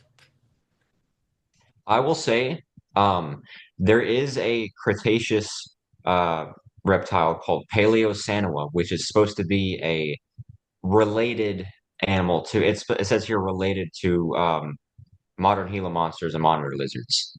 But Is So it in the same family though? Paleocenoa is like definitely just a Komodo dragon in the Hell Creek Formation. Like that's exactly. I think so. Yeah, it's literally just a Hell Creek Formation Komodo dragon. Like I can't justify. Let me see. Paleocenoa. I should know more about this. I'm literally the lizard guy, but these are primitive for me. Let's see their taxonomy. Paleocenoa. Thank you, Wikipedia. We're gonna use the Wikipedia. Okay, they're anglomorphs. They're not varanids. So I guess we can argue low key that Paleocenoa is better, but the Metrodon is more interesting. Well, I was gonna mention this one for Komodo dragon, but I knew that they were kind of related and had similarities to Gila monsters, so I was gonna save it for this one. Yeah. Yeah, What are the venom like what makes this complicated. The venom of Gila monsters is what makes this complicated. Mm. I can't think of a single like venomous non-snake animal in the there fossil. are venomous therapsids from the Permian. I'm trying to find one that's small enough to be a Gila monster, but like that's still different because they're warm-blooded and like scurrying around quickly and not like slow, sluggish things like Gila monsters are. Oh, sorry, I should say they're anglomorphs, but not varanids when I was talking about Paleocenoa. Well, am I lying? Let's see. Yeah, Sazavadaxin is the smallest one. I might have just said like the dumbest thing of all time. My future like grad advisor is going to be seeing this when I'm like, I want to study lizards, and he's going to see this episode. Be like, I'm not taking this guy. You're welcome, Jared. You're welcome. Are they unordered within Anglomorpha? Is that the vibe that I'm getting? It looks like they're that Paleocenoa might be unordered within Anglomorpha. I need to find an actual paper and read about Paleocenoa because this is a little confusing. Whatever. I rage quit. I'll do this later. When I've had no alcohol and time to plan, I will do this. I genuinely cannot think of anything. All right, I think Yep. we should rage quit and move to the next one. Sorry. Yeah, we give up. We give up. The next one's the Amazon River dolphin. Okay, so Ooh, this is the one that I originally wanted to say that these weird little freshwater mosasaurs could be analogous to, but I've kind of used up that card already, even though it got shot down. But they're schooling, aren't they? Right? Amazon River dolphins. they pod hunt, yeah. Yeah. Okay, so if they're in pods, that makes things a little complicated because these little freshwater mosasaurs, there's no way to prove whether they were going into groups with each other. Things like Pannoniasaurus from Hungary, the quarry that has produced the Pannoniasaurus material is producing a absolute like metric load of them. There's Pannoniasaurus bones coming out left, right, and center. But is that proof that they were hunting in groups? Absolutely not. It just means there are a lot in one place. So See, I'm leaning towards freshwater plesiosaurs, some of those small ones that would have been eating fish, pretty gracile. Like I would think that ecologically that would be pretty similar to these Amazon River dolphins. Yeah, like the Kem plesiosaur. Yeah. mm, I could mhm. agree with that. Yeah. Is the plesiosaur described yet? Does it have a name? I don't think so. Nope. Someone needs to do that. Why has no one done that? This is like such an obvious. Because it's not Spinosaurus. We must argue about T-Rex ontology more. I say Yeah, that. I don't know. I would go I guess plesiosaur. cope at this point, but All right, the chem plesiosaur is what we're choosing, and are we sure that it's an elasmosaur? no, it's not an elasmosaur. It's like a polycotylid looking thing. It's like a Some leptocidid. All right, leptoclidid. Yeah, it's leptoclidid. Um, perfect. yeah.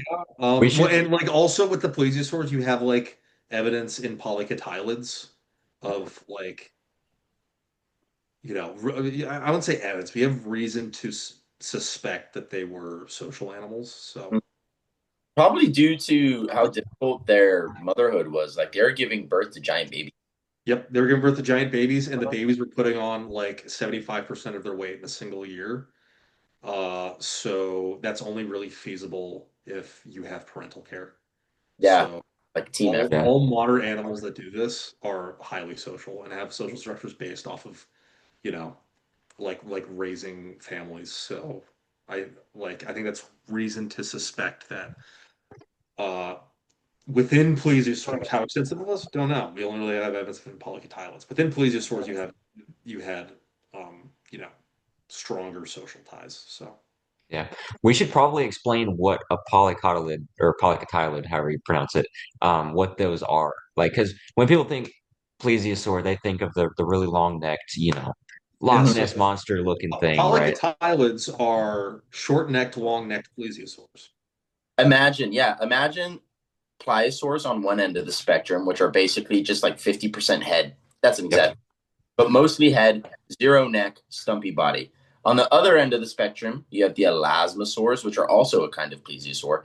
Those are the long necked ones that you're thinking about. And then right in between them, you have the polycotylids. So, polycotylids, some could have a long-ish neck. There was one described from Wyoming not long ago that was like that. But for the most part, they're like a medium-necked, kind of nerdy looking. Like I don't know. I imagine them as just like nerds. It's kind of funny. They're just like Don't hate on them. Don't hate on them. creatures that are medium-sized with a medium neck and look more. I would say more like pliosaurs than elasmosaurs, but you can tell they're definitely different. Yeah, and they evolved from long neck ancestors. They're not related. They're short neck, but they didn't evolve from pliosaurs, which are the stereotypical short necked. And it's worth mentioning that polycotylids kind of explode, or not explode, but you get a lot of polycotylids after the disappearance of pliosaurs.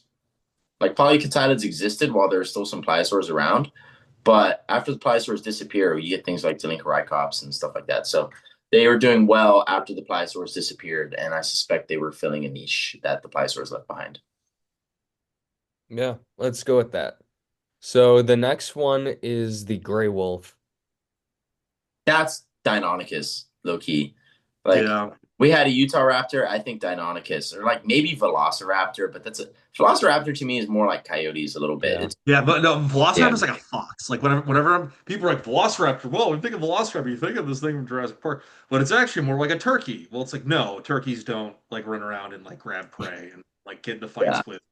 Actually, no, actually straight up, coyote might be better because like foxes don't fight things that are the size of protoceratops, and you know, yeah. Velociraptors as are like much as people want to pretend that like dinosaurs weren't actually that cool and couldn't take big prey, and all predators just only ate small things like lizards, and velociraptors only ate lizards, we have direct evidence of one dying in a fight with a protoceratops. So, yeah. like, you can take it or leave it. Like random rant, but I hate those people that are just contrarians for the sake of it, that are like trying to rain on everyone's parade. Yeah. Like, no, these things aren't Whoa, as you thought Velociraptor was a pack hunter, and then it like could was actually just a turkey, and it only ate lizards and frogs and mammal and rats.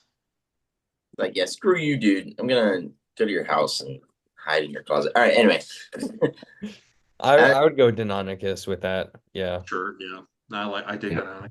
So Deinonychus what is if good in between like what we imagine Velociraptor was doing and what we imagine Utah Raptor was doing. And that's why I think it's like a wolf is a good in between what we imagine coyotes and bears do as well. Yeah, because like we always find whenever we find like Deinonychus, they're always like gathered around a Tenontosaur carcass. Yeah. So like, I mean, there's evidence of cannibalism in there as well, but like, I mean, and we were like, well, they couldn't have been social at all because they were cannibalizing each other. Well, guess what? All modern predators cannibalize each other. Humans, the most social animal we know of, cannibalize each other.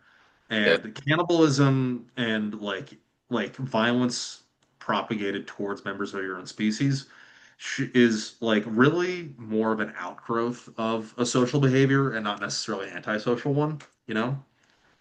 Unless you're talking mosasaurs, the odds that mosasaurs were social are pretty low, Yeah, but yeah.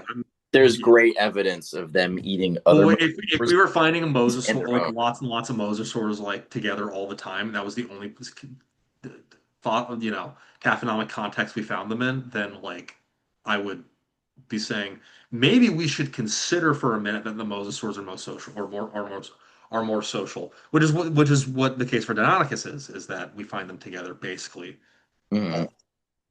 all and they're always gathered around a Tenontosaur carcass. And There's it's like, well, they must have been scavenging it. And I'm like, yeah, maybe. Like, so what about the Maasai giraffe? Why did you choose a Maasai giraffe? What's unique about a Maasai giraffe versus other giraffes? reticulated giraffe. Isn't the Maasai giraffe's the biggest one, I believe. Oh, what? Okay. I have a good analog. What was that very like insanely huge Oligocene mammal that had the giant neck? You know, Paraceratherium huh? or Intricatherium. Intricate. Let me look it up. Like, It's both of those, Paraceratherium or Intricatherium. Those were two. I was thinking that as well. But due to the size difference, like they were big, like really big, even bigger than giraffes. Um, they that is were, 30. That's like a yeah, sauropod-sized mammal. That is yeah. they're I don't And they insane. think, were I think close. Intricatherium is not a real taxon anymore. I Yeah, think I'm Really? it's just embarrassed. Paraceratherium. Okay. Yeah. But I know they were like, animals like that. They were related more to rhinos and stuff, right? So, which is why we can use them. We Yep. look. Also about Intricatherium because the word Intricatherium is used colloquially a lot to describe all of the Paraceratheriids and stuff. Yeah. But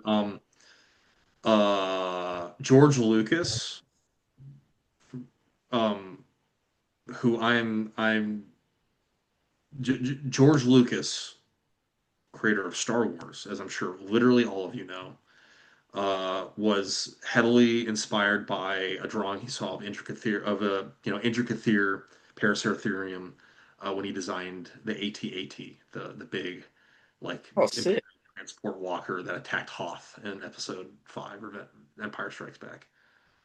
I'm also going to like add on to why this is a good comparison. When you Google Paraceratherium, okay, is there a way that I can flip screen? Probably not. But when you Google Paraceratherium, it's literally like people are comparing it to giraffes. It's like Yeah. there's giraffe pattern. There it is, like giraffe on size. Like other people have made that connection. I think we're kind of obligated at this point. Okay, well, consider for a moment that giraffes are animals that have given themselves, like, done a very intense adaptations towards having a long neck. Okay. What other land herbivores have given themselves intense adaptations to having a long neck? Like llamas and things. Like Oh, sauropods. Like yeah. I was about to say like sauropods. sauropod. Um, and the Intricatheres are very cool, and I love them, and they're great, but their necks aren't that special. Whereas a sauropod is also an animal highly, highly, highly specialized for having a long neck. don't know how that didn't even occur to me when you were like, "What other animal has a long neck?" I was like, "Llamas." Like in my head, I was thinking so hard. I was like, "Those." So so now looking at giraffes, right? Like giraffes are like lots of sauropods are doing different things with their necks, right? They have the different postures and stuff.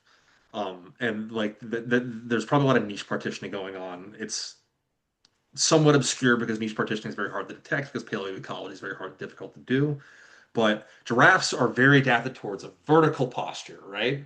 So what about a sauropod that's also really adapted towards a vertical posture? And the clear answer for that is Brachiosaurus. Yeah, or just titanosaurs in general as well, Sure. because they're quite vertical. They were not like this sweeping feeder the way Diplodocus was. Yeah. Well, I mean, even Diplodocus is like we used to think that they were like super horizontal, but now like the resting neck posture is like kind of Oh, more really? up. Yeah, yeah.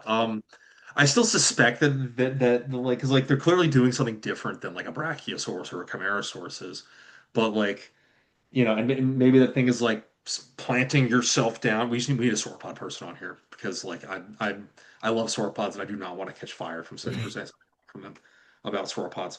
Um, like a diplodocid like an apatosaurus or a diplodocus or a brontosaurus will just like put itself down and then just like mow like huge arcs around itself in like a very efficient way of eating things low to the ground. Now, like maybe the resting posture maybe precludes that a little bit and like gives us reason to not think so, but I think they're very clearly doing something different than Brachiosaurus, which is very adapted to browsing high. So, and I suspect that thing is like, you know, being able to reach lots of stuff at a lower level in a huge radius around you. So, um, Awesome. anyway, I think either Paraceratherium or Brachiosaurus. I'll let you guys vote on it. I'm gonna go get another beer. So the next animal that we have is the cheetah. Mm. That's actually hard. It is. Like people would just be like, "Oh, Velociraptor." No, that's not. American cheetah. Um, something like Ooh, how about no. we need a solitary carnivore that's fast and in the Well, diet. no, cheetahs hunt in packs. Whoa, Only the male cheetahs do, and only if they're brothers. But like most male cheetahs, if they have brothers, are in packs of like What up to. about what about one of the forest rackets, like a terror bird? Yeah, no. How fast are Think so? forest rabbits? Hmm. What's a dinosaur that's really fast? Oh, how about Nanotyrannus? that's not bad. I could see that. Nanotyrannus is very cursorial. It has one of the highest femur to tibia ratios of any theropod. That's I think incredible. there's a high chance it was hunting things like Pachycephalosaurus, which are also definitely runners. Or like ornithomimids, which are like also very fast. Oh yeah. That was actually I you're a I could genius. get Right? behind it. Yeah, thanks, Cole. That was like impossible to so solvable so fast. How about a juvenile T-Rex? No, I How thought we about yeah? How about I have a small thing and a large thing, and I draw a line between the two, and I call that a growth curve. And then everything that doesn't fit in the growth curve I call individual variation. Do you and then want I'm to explain tell to And people then and then that how about I dominate discourse on the topic for the next 20 years? do you want to explain for people that do not know the Nanotyrannus controversy what Not really. you're Go talking any check out James Napoli's I video was on about to stuff. say where to start. any Or like nerd. honestly, like maybe if Harry was here because he's another Hell Creek guy, and I'm sure he has opinions that are definitely in agreement with me. But I mean, like, why do it when you could just go check out one of the lead authors on this revolutionary paper, whose Also, YouTube channel was very great, and there was I'm sure if you're watching this, you would love it. Go check out James Napoli's video on Nanotyrannus. So mm, the next one is the northern flying squirrel. And what I was thinking for that could be one of those like gliding dinosaurs like Yi Chi. I got a better one. how do I pronounce this? Cunosaurus. Cunosaurus. It's a Triassic gliding lizard. Mhm. That could, yeah. I feel like anything that's really small and glides and could eat like insects and other stuff could work. Yes, there were some weird Triassic gliding lizards, and they were kind of diverse as well, as far as I remember, right? Yep, yeah. There's multiple. There's Caenosuchus. Man, There's a Permian one too, right? yeah, I believe so. Longisquama, so ornate and Not a detailed. glider. Not a glider. Not a Wrong. glide. No, I'm glad you know these things. Thank you. not a glider. Yeah, I listened to Hans Dieter Seuss's. Well, I mean, like for it doesn't have wings. It has like these weird protuberances on its back. Those aren't really wings. Oh, I see, I see, I see, I They're like see. filaments or something. And to So reiterate, Hans Dieter Seuss, who like described the thing. I listened to a interview with him recently. Late Permian of Madagascar. Yeah, there is one. It is called Icarosaurus, maybe? Coelurosaurus. Solorosaurus, yeah. Coelurosaurus. Yeah. Yeah, thing. Permian of Madagascar. Imagine y'all just like a lizard. It's a very normal lizard-looking shape, and then between the It's not a lizard. It's not a lizard. It's like this is what I'm saying. Imagine, like, imagine a lizard. Okay, if you have to imagine what this thing looks like in your head, it's essentially a lizard with. It's hard to say. It's like almost a bat-like membrane, but not really. It kind of looks like small fat wings of a biplane extending between the top of the back hips to the underarms of its front limbs, and it shoots out beyond the length of the underarms. It's it's a these gliding lizard. Like gliding lizards exist today, right? So right like it's a this. gliding lizard from the Permian that's not a lizard. It's like a unresolved neodiapsid. Um, I see, because lizards evolve in the Triassic. but the shape is not quite the same for like the imaginary purposes. Like this is Yeah, just no, there are like lots of these little like reptiles that look like lizards that independently evolve gliding capabilities. Like it happens in the Triassic and it happens in the Permian. It happens today. Um, and they're not related to each other, so it's a lot of convergent evolution. It's cool. this is Yeah. pretty. I would like to point out, going back to the whole flying squirrel analogy, the early pterosaurs. I forget the name of the classification. Is it the Lagurpitids that Yeah. possibly had like the wing membranes, but weren't like fully flying like pterosaurs. That could be another close one. We can also argue that maybe Microraptor and Archaeopteryx were gliders as Ooh, well. Yeah, I can see I that. think I think they're doing a little more gliding than a flying squirrel is. Like they're a little better at it. They're flying like chickens do, you know. They're like hopping and like flapping up 30 feet. Uh, Maybe Microraptor, but Mike I don't know. Yeah, maybe Microraptor. Hmm. hmm, I like the Triassic one. the gliding lizards works. Let's do it. Okay, Yeah. next. Next is the hippopotamus. Oh, Ooh, okay. This is interesting. Pause. We can definitely think of one. Give us a second. Oh, I got you. Desmostylids. Desmostylids. aren't So they green? Desmostylids, what they're known about, what is the age of them? They're How, marine, right? huh? They're marine. Hippopotamus could be in brackish water as well. They used to be No, found. no, Desmostylids are like marine, like They're Yeah, elixir. they are around marine. like I kelp believe forests, sea lions do. Oh you can wow. find Desmostylus, I believe, in Bakersfield and Sharktooth Hill, if I recall. Oh wow. Yeah, it looks like they are truly marine. Dang it. Dang it. There goes my contribution. Oh well. But they're really weird. Look up Desmostylus teeth, you viewer. You will be amazed at how their teeth look. They're very unusual, and they were strong suction feeders. Strong suction feeders. Pretty cool little mammals. Imagine a marine hippopotamus. That's kind of the best that I can come up with for that. What about like Teleosaurus?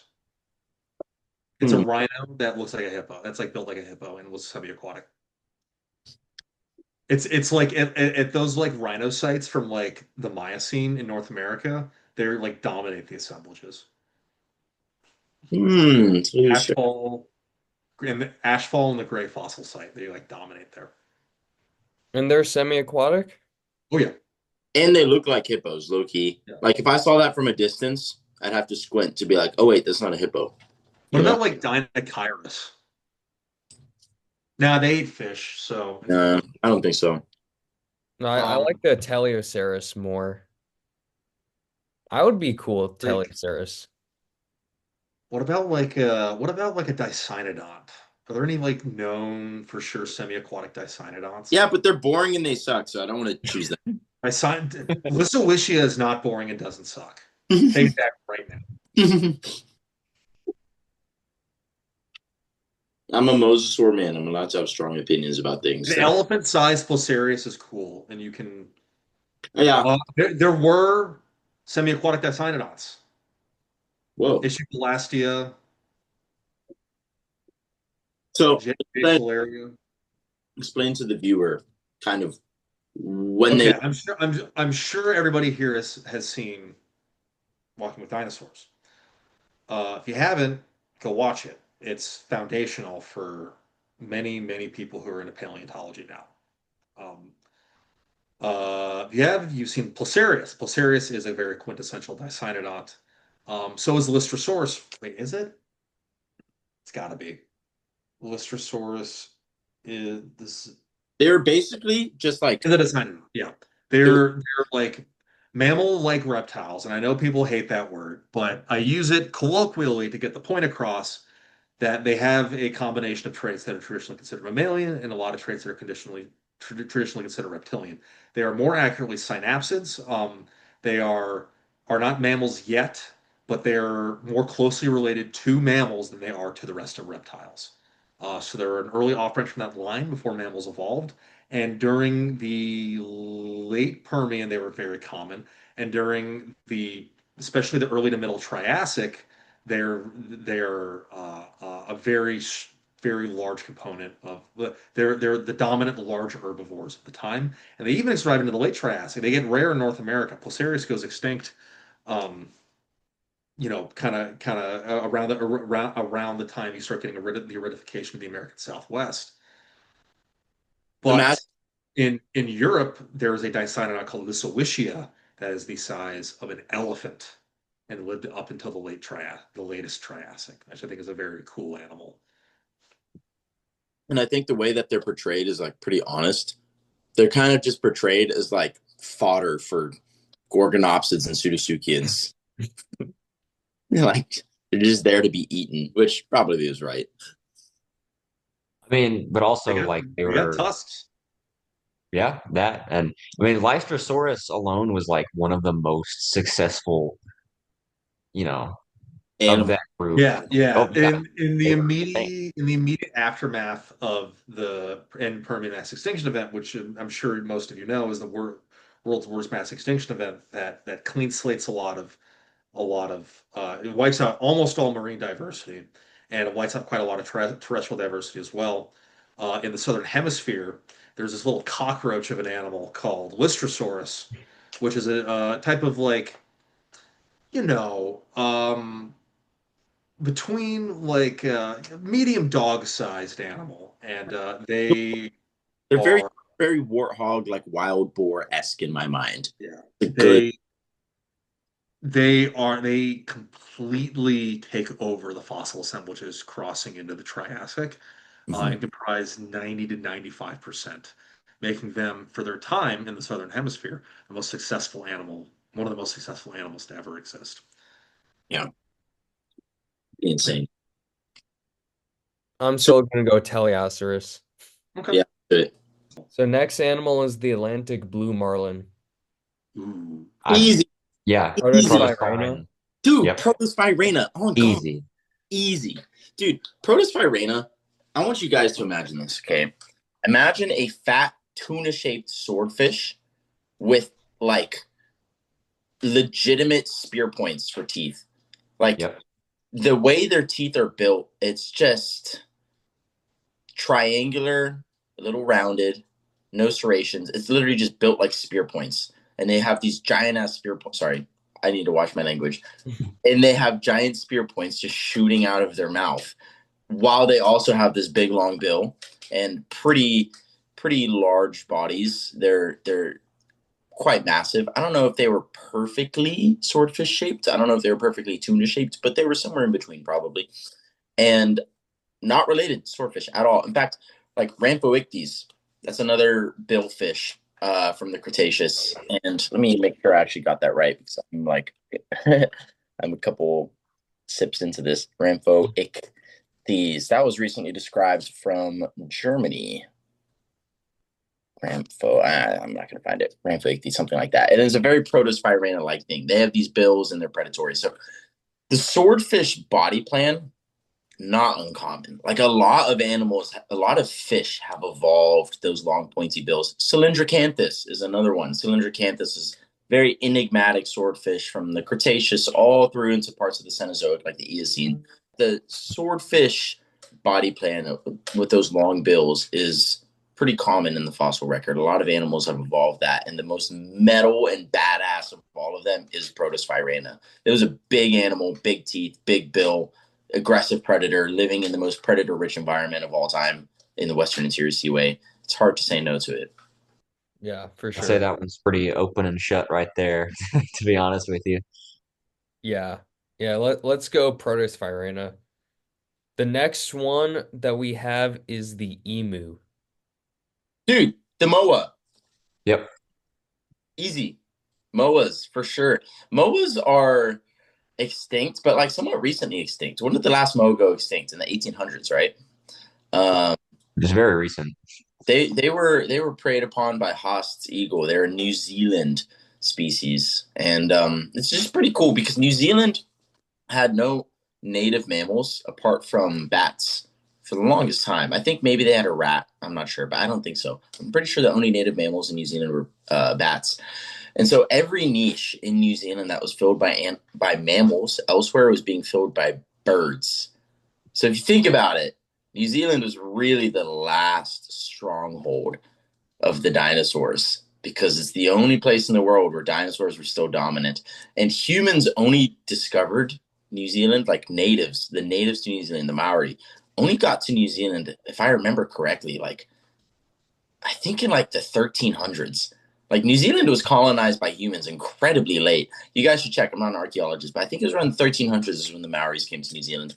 And the world that they arrived in was just super unusual. And moas were kind of they were similar to giraffes in the New Zealand ecosystem. These like high browsers, very large.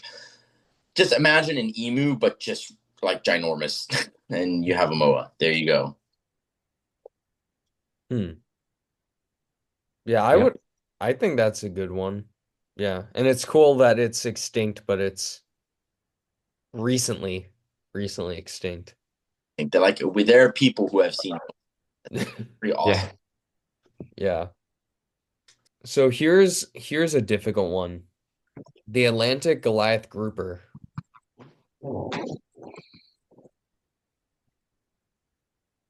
Give me a second. Here's what makes this challenging.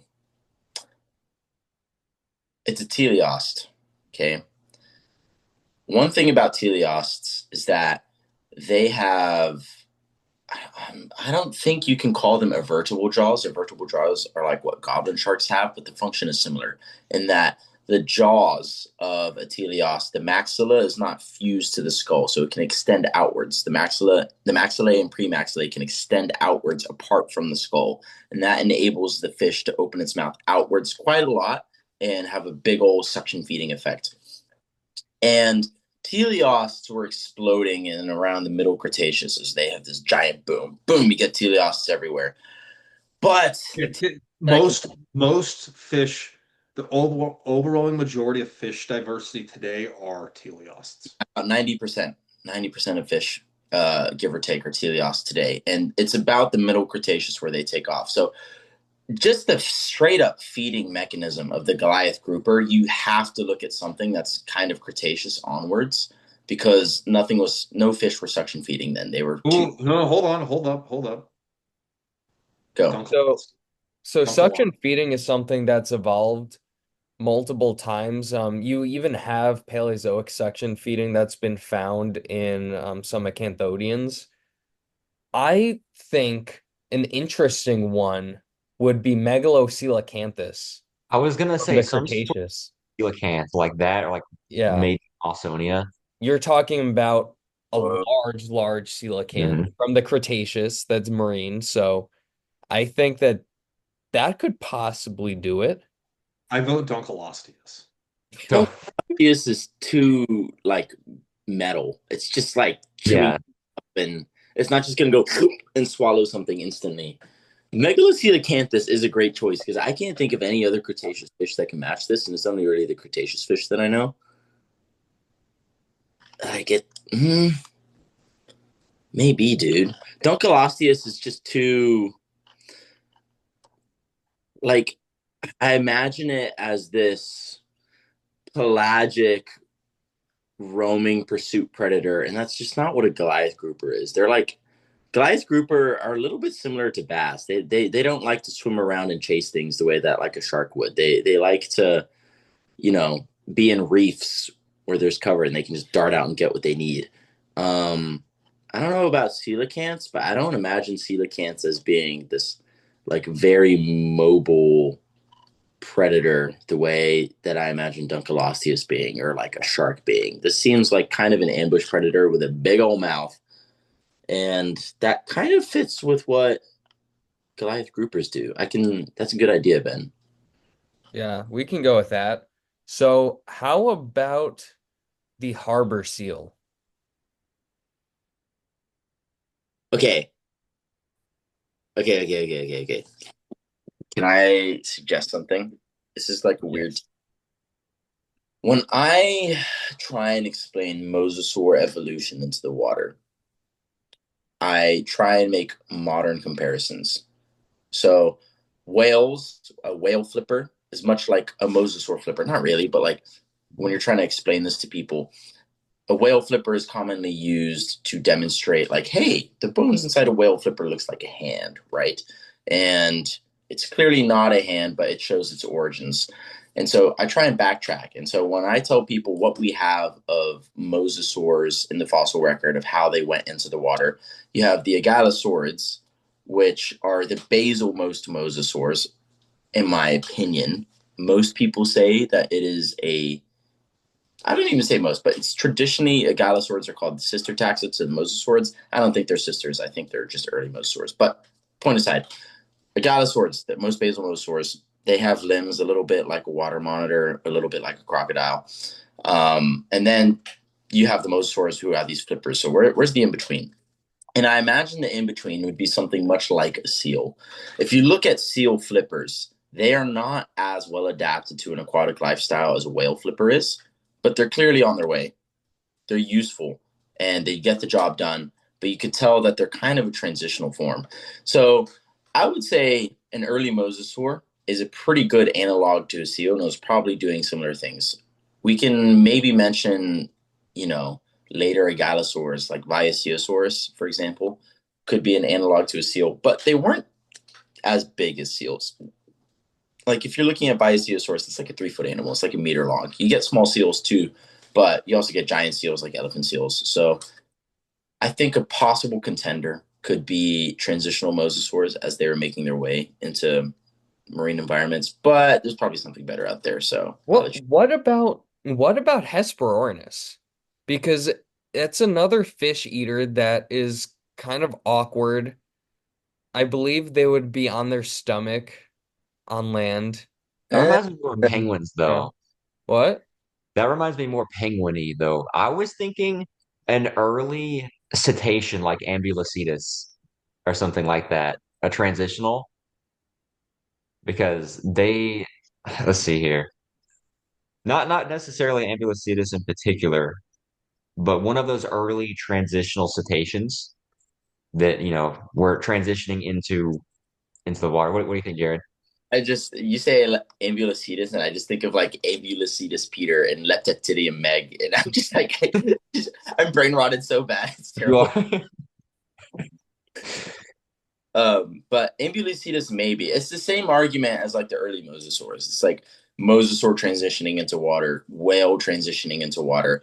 Like seals, if you leave seals alone for like 10 million years, and you also make whales go extinct magically, like they would probably just turn into whales. Like let's be real. Yeah. They No, I disagree with that. I think they would turn into plesiosaurs. why? Just Uh, because it's cool. vibes. Vibes, yeah. Yeah. Long necks, pursuing like ichthyosaurs and whales share a similar path. Hmm. But the earliest mosasaurs, like the agalosaurs, and then sister clades to mosasaurs that are also early, like the delicosaurs. Delicosaurs have really long necks. Like Coniosaurus, the thing is very long necked. Early like agalosaurs, like the early mosasaurs, they also have long necks. Not quite as long as delicosaurs, but long necks as well. And the things that they turn into, mosasaur, like mosasaurs are not like plesiosaurs, but it's probably because plesiosaurs existed at the same time. And why turn into something that already exists? Because you're just going to put yourself in competition with those things. So that's probably Well, what. I mean, I think it's got a lot to do with like the shared physiology, right? I think something about Yeah. plesiosaurs made them better at doing their four-paddled locomotion style and having a long neck. So, which brings me to my point, and I've been like on my phone trying to find is the name, which I can't find, but a nothosaur. I think a nothosaur, a smallish nothosaur, would be a perfect analogy for a harbor seal. That's Hmm. actually a good one, yeah. Or like a Uh, mesosaur. and we all no mesosaurs are like a foot long. Sorry, not nothosaurs have been found in both Spitsbergen in the Arctic Circle and in New Zealand in low latitude southern hemisphere.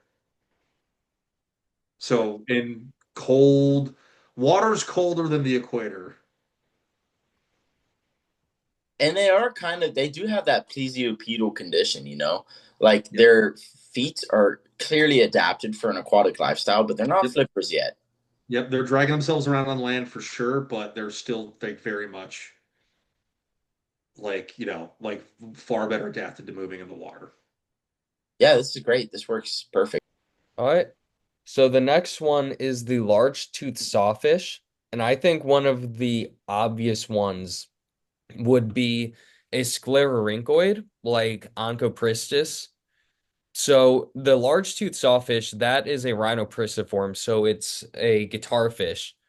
So it's got that elongated rostrum with those laterally situated denticles that are basically like the saw blades on that saw. But back in the Cretaceous, there is a group of skates, so rahiforms, that evolved a similar type of deal with that rostrum with those blades on it.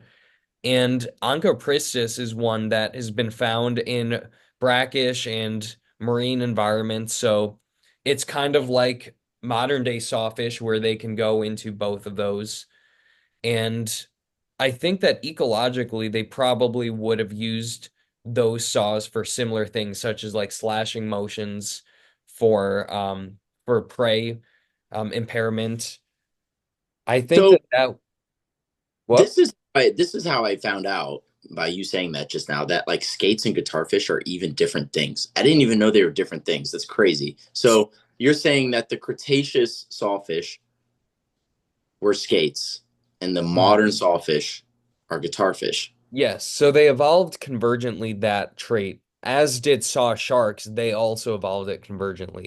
And so, what is the difference in total then between guitarfish and skates? Like, where do they fall? How are they related to each other? Like, So initially, they were the guitarfish were placed within the rahiforms, which is the order of the skates.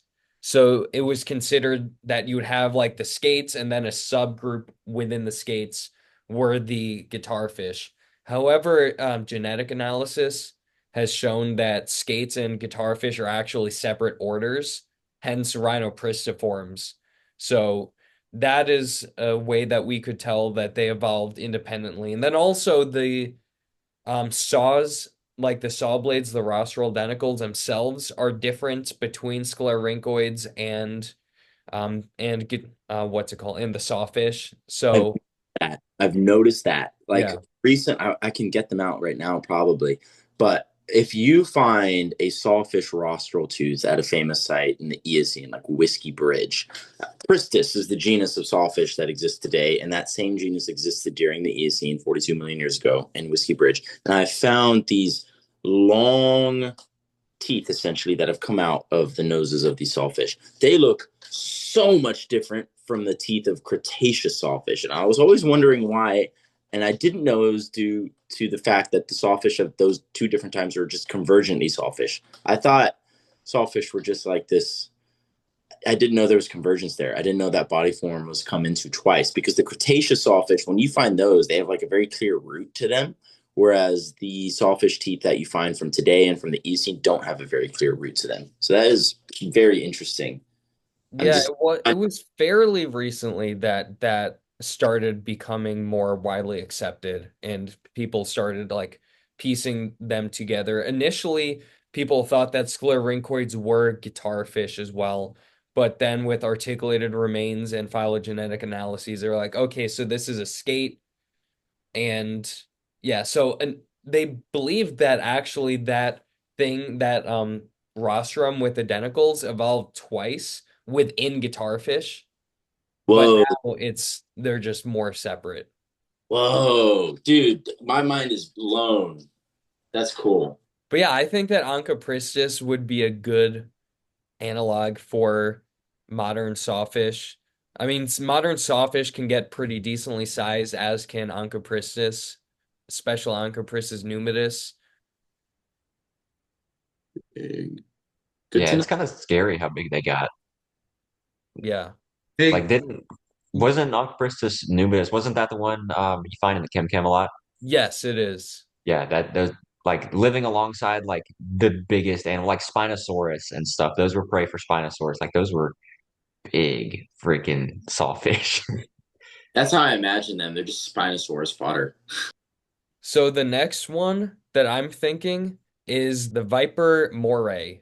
So we're gonna what Right. I think could be similar to the Viper moray that actually isn't an eel would be the Carboniferous Thrinacotis, which was a chondrichthyan. It's a basal elasmobranch that has a very eel-like body plan to it. And it has these like tricuspid teeth that um kind of resemble what you see in modern day frill sharks, except it's a bit different. The tooth-based morphology is really different, but it's still like that interlocking, multiple file type of deal that we see in modern day frill sharks. And they're just very eel-like, even though you didn't have eels back then. So back then, chondrichthyans would be filling in all these different niches that nowadays rayfin fish fill. Interesting. Ben just included this one so we could talk about this like weird carboniferous chondrichthyan for sure. Yes, No comment. I Like agree. like like we're on like the most obscure fish ever, and like we haven't even touched like elephant yet. And I don't think we're going to. I What know. would you consider your elephant analog? Triceratops, without a doubt. Triceratops for sure. It's like they're the same size animal, and then they're also like tusked. But I would consider like an American bison like a triceratops. nah, Like because No, these big herding animals. the Triceratops. Triceratops wasn't hurting. It may it. There have been some Triceratops found with each other, so some people think like maybe they hurt it a little bit. But if they're not hurting, they're one of the only like. Edmontosaurus is found in mass death assemblages in Canada, especially like Regalis and not the not the N Maastrichtian Hell Creek one, not the Mhm. Lancian one. Um, but and then like centrosaurines, so you have a mass death assemblage of pachyrhinosaurs and centrosaurs, but nothing like that exists for chasmosaurines and certainly not for Triceratops. You find them like max, three or four together. Yeah, Weird. Yeah, like I don't want to talk anymore because this is a hairy thing. But Yeah, he has some opinions about it, but just in terms of like their size and how armored they were and badass, like big old tusks, big old horns, same size animal, triceratops and elephants, like it's comparable, I think. well, I mean, I think part of being an elephant is being the biggest animal in your environment, True, true, true, true.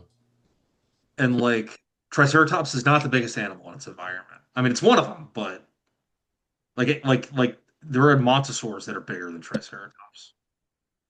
Yeah, I don't know about elephant. Dinotherium, maybe.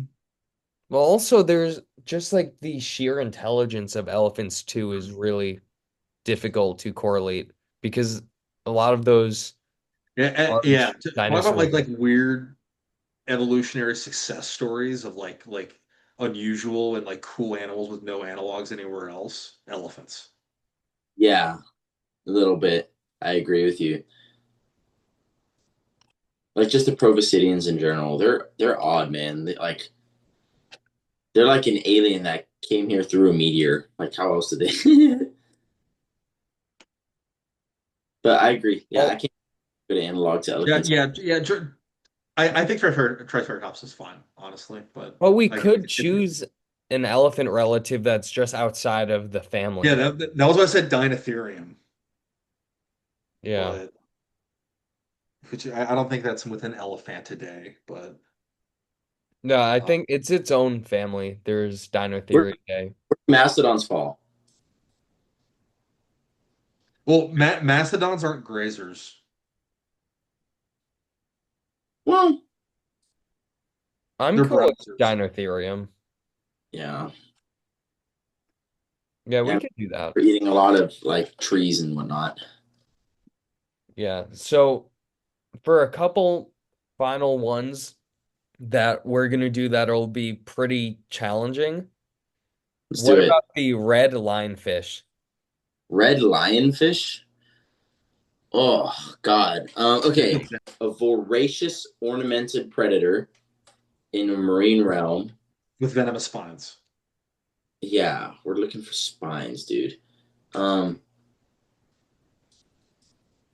Hybotus. Hybotus is far more I'm kidding. I'm magical. kidding. I'm kidding. I'm trying to reach deep into my fish knowledge in the Cretaceous, and I can't think of anything that's quite lionfish like in terms of ornamentation. I mean, Well, you have the stem chondrichthyans like Praxis and like other like conventional acanthodians, but they're still very different. Like they're not to the same extreme with the spines that you see in lionfish. Like they're a different type of extreme. Like they'll have their pectoral, their paired fin spines, and then their dorsal spines. But Yeah, that's another one that's like same with the elephants. It's like there's so many traits they have that are so unique. It's so hard to place. Like, it's like trying to come up. It's like trying to come up with an equivalent to like a puffer fish. It's like, dude, it's such a unique animal. I don't think it's possible.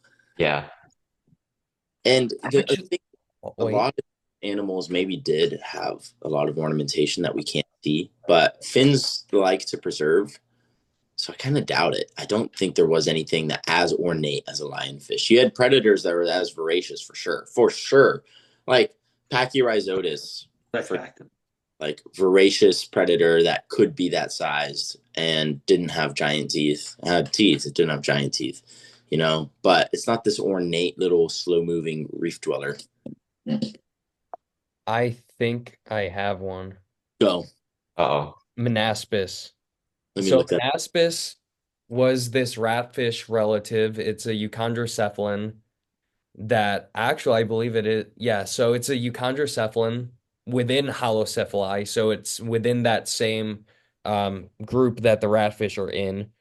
And it has all of these spines growing up on its head, and it's got spikes and stuff all throughout its dorsal side. Whether they're venomous or not, that's difficult to say because it's, extinct and evidence for that is limited. But there's also Triquarius, which is related, and that also has some similar spine ornamentation I on see. it. But Menaspis, I think, is a decent contender. Again, it's not like to the extreme that you have with the lionfish. But it's as close as we're gonna get. Like, let's be real. Yeah. Like Yeah. look at the head ornamentation on that. Yeah, Menaspis. Menaspis. Menaspis. Yes. I see it. All right, that works for me. Yeah, I'm going with that. I could see it. So another challenge, the Reese's monkey. Oh, the rhesus monkey. Dude, that makes you realize kind of how unique monkeys are. Um, there have been highly arboreal reptiles all throughout the history of the earth, but have any been as acrobatic as a monkey? I'm not sure. I don't think so. Like, our joints are pretty unique and conducive to this acrobatic behavior of tree climbing. Reptiles come from a sprawling gait. Like, that's you're not going to be swinging around on one shoulder joint as a reptile on tree branches. Man. I've got two things. So one there's the Triassic trypanosaurs. There's these arboreal, weird, uh, lizard-like, but they're kind of unresolved diapsids. Um, Interesting. Those are like cool. that's not they're like lizards with these like giant buff forelimbs for like arboreal movement. Um, but what about like a Microraptor? Nimble, agile, lives in trees, probably pretty smart, relatively speaking, to all the animals, other animals that it lived with. Yeah, nimble and agile makes sense. It's not like gonna be acrobatic the way a monkey is, but for a reptile, it's probably about as acrobatic as you could get. You know, like just nothing comes close to what a monkey can do. But among reptiles, this is like pretty good. I know I played this card already earlier, but like again, the sort of early like Ligurpitids come to mind, like the Yeah, maybe. pterosaur relatives that were kind of arboreal. We don't know much about them. Yeah, that is I true. don't even know if we know if they're arboreal. Look, Gerpitids. I've never even heard of them until now. I like Wow, the name Ligurpitid. Ligurpitid. Ligur. And these are early pterosaur relatives. Wow, interesting. Maybe, Shame. potentially. The leading idea, but Such a shame that such a cool looking, graceful, and elegant creature would turn into some horrific garbage like a pterosaur. Garbage. hater alert. I'm a hater. I don't know why I hate them. I just like do. They just like bother me. I don't know why. It's like genuinely no reason. They just have bad vibes. Your hollow bones offend me. True.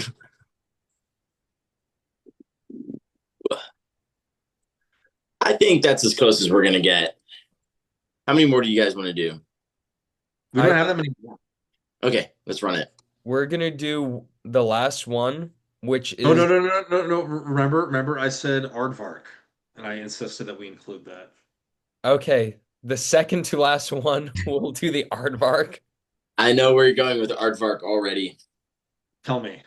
You're going with those little uniclaw, like what's it called? Monosilus or something like those. Mononicus? Yeah, I thought about it, but no, I'm going with Ardonyx. What is it? It's a prosauropod from South Africa, and I mean, there's these ideas that like prosauropods had these like use of relatively developed forelimbs that they could use them for like stuff like digging up termites, and that's all pretty speculative. We don't have any direct evidence of that, but I don't know. I think that a I think the name seals it for for no other reason than they might have eaten something similar and they have the same name. That works out. That works out. I have no other ideas for an Yeah, aardvark. Ben was Mhm. like, list me some animals for this episode, and I just started listing animals by alphabetical order. So I was like, Aard wolf, aardvark. Daily brain workout. List animals until failure. Count Oh, you like animals? one. Name every animal. Grand finale. What's our last one? The giant river otter. Oh, okay, Oh, yeah, we're doing. I I think again those early cetaceans, Ambulocetus, something like that. Yeah, no, actually, it's not bad. Like, yeah, like a what's earlier than ambulance? Like ambulance isn't good, but it was one of the earlier ones, like Pachycetus, maybe. Yeah, I Maybe, was yeah. thinking Yeah, Pachycetus, but Pachycetus. What about like what about a Unilagian? One Again, of those piscivorous raptors, dromaeosaurs. Unilagian. How do you spell that? I want to look that up. Unenlagian. Let me see.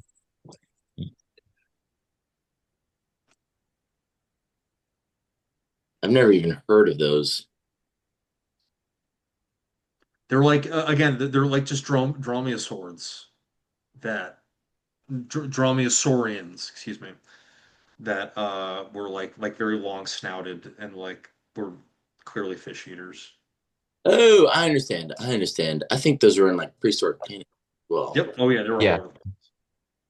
okay, cool. But when I think of otters, I saw an otter the other day when I was fishing, and they're so sleek and agile and acrobatic in the water. Like you have to choose something that's at home in the water. I want to say seal related. Well, distantly, I guess, but like I don't know my seals. I should do some work and think of a pinniped, but hmm. And that would be unfair because seals still exist. So it's be like, ah, come on. Yeah, I think Pachycetus works. I think Pachycetus is fair. We're not going to our brain. I think it's the best we're gonna do. yeah, yeah. yeah. Well, I know that whoever stayed till the end of this podcast are clearly paleontology and biology nerds. So if you did stay till the end, please like, comment, subscribe, help support this channel, and stay tuned for more content. And This is give us more animals to do for a round two of this because like a good chunk of this list were just like random like obscure fish that Ben wanted to use as the to re to reiterate, I'm a shark person, so I don't know any of these this land stuff, and I probably sound like an absolute noob, but that's part of the fun with this. Exactly. Yeah. There Yeah. was some good ones in there for sure. There were definitely good Yeah, ones. like a lot of SciComm channels are about what paleontologists know and telling you what paleontologists know. This channel is about what paleontologists don't know. Yeah, it's like let me take just four dude bros that are into fossils and give them alcohol and then ask them to solve my riddles. That's what Ben does to us. Paleoichthyologist talking about what paleontological equivalent there is to an aardvark. Solve my riddles, boy. Solve them right now.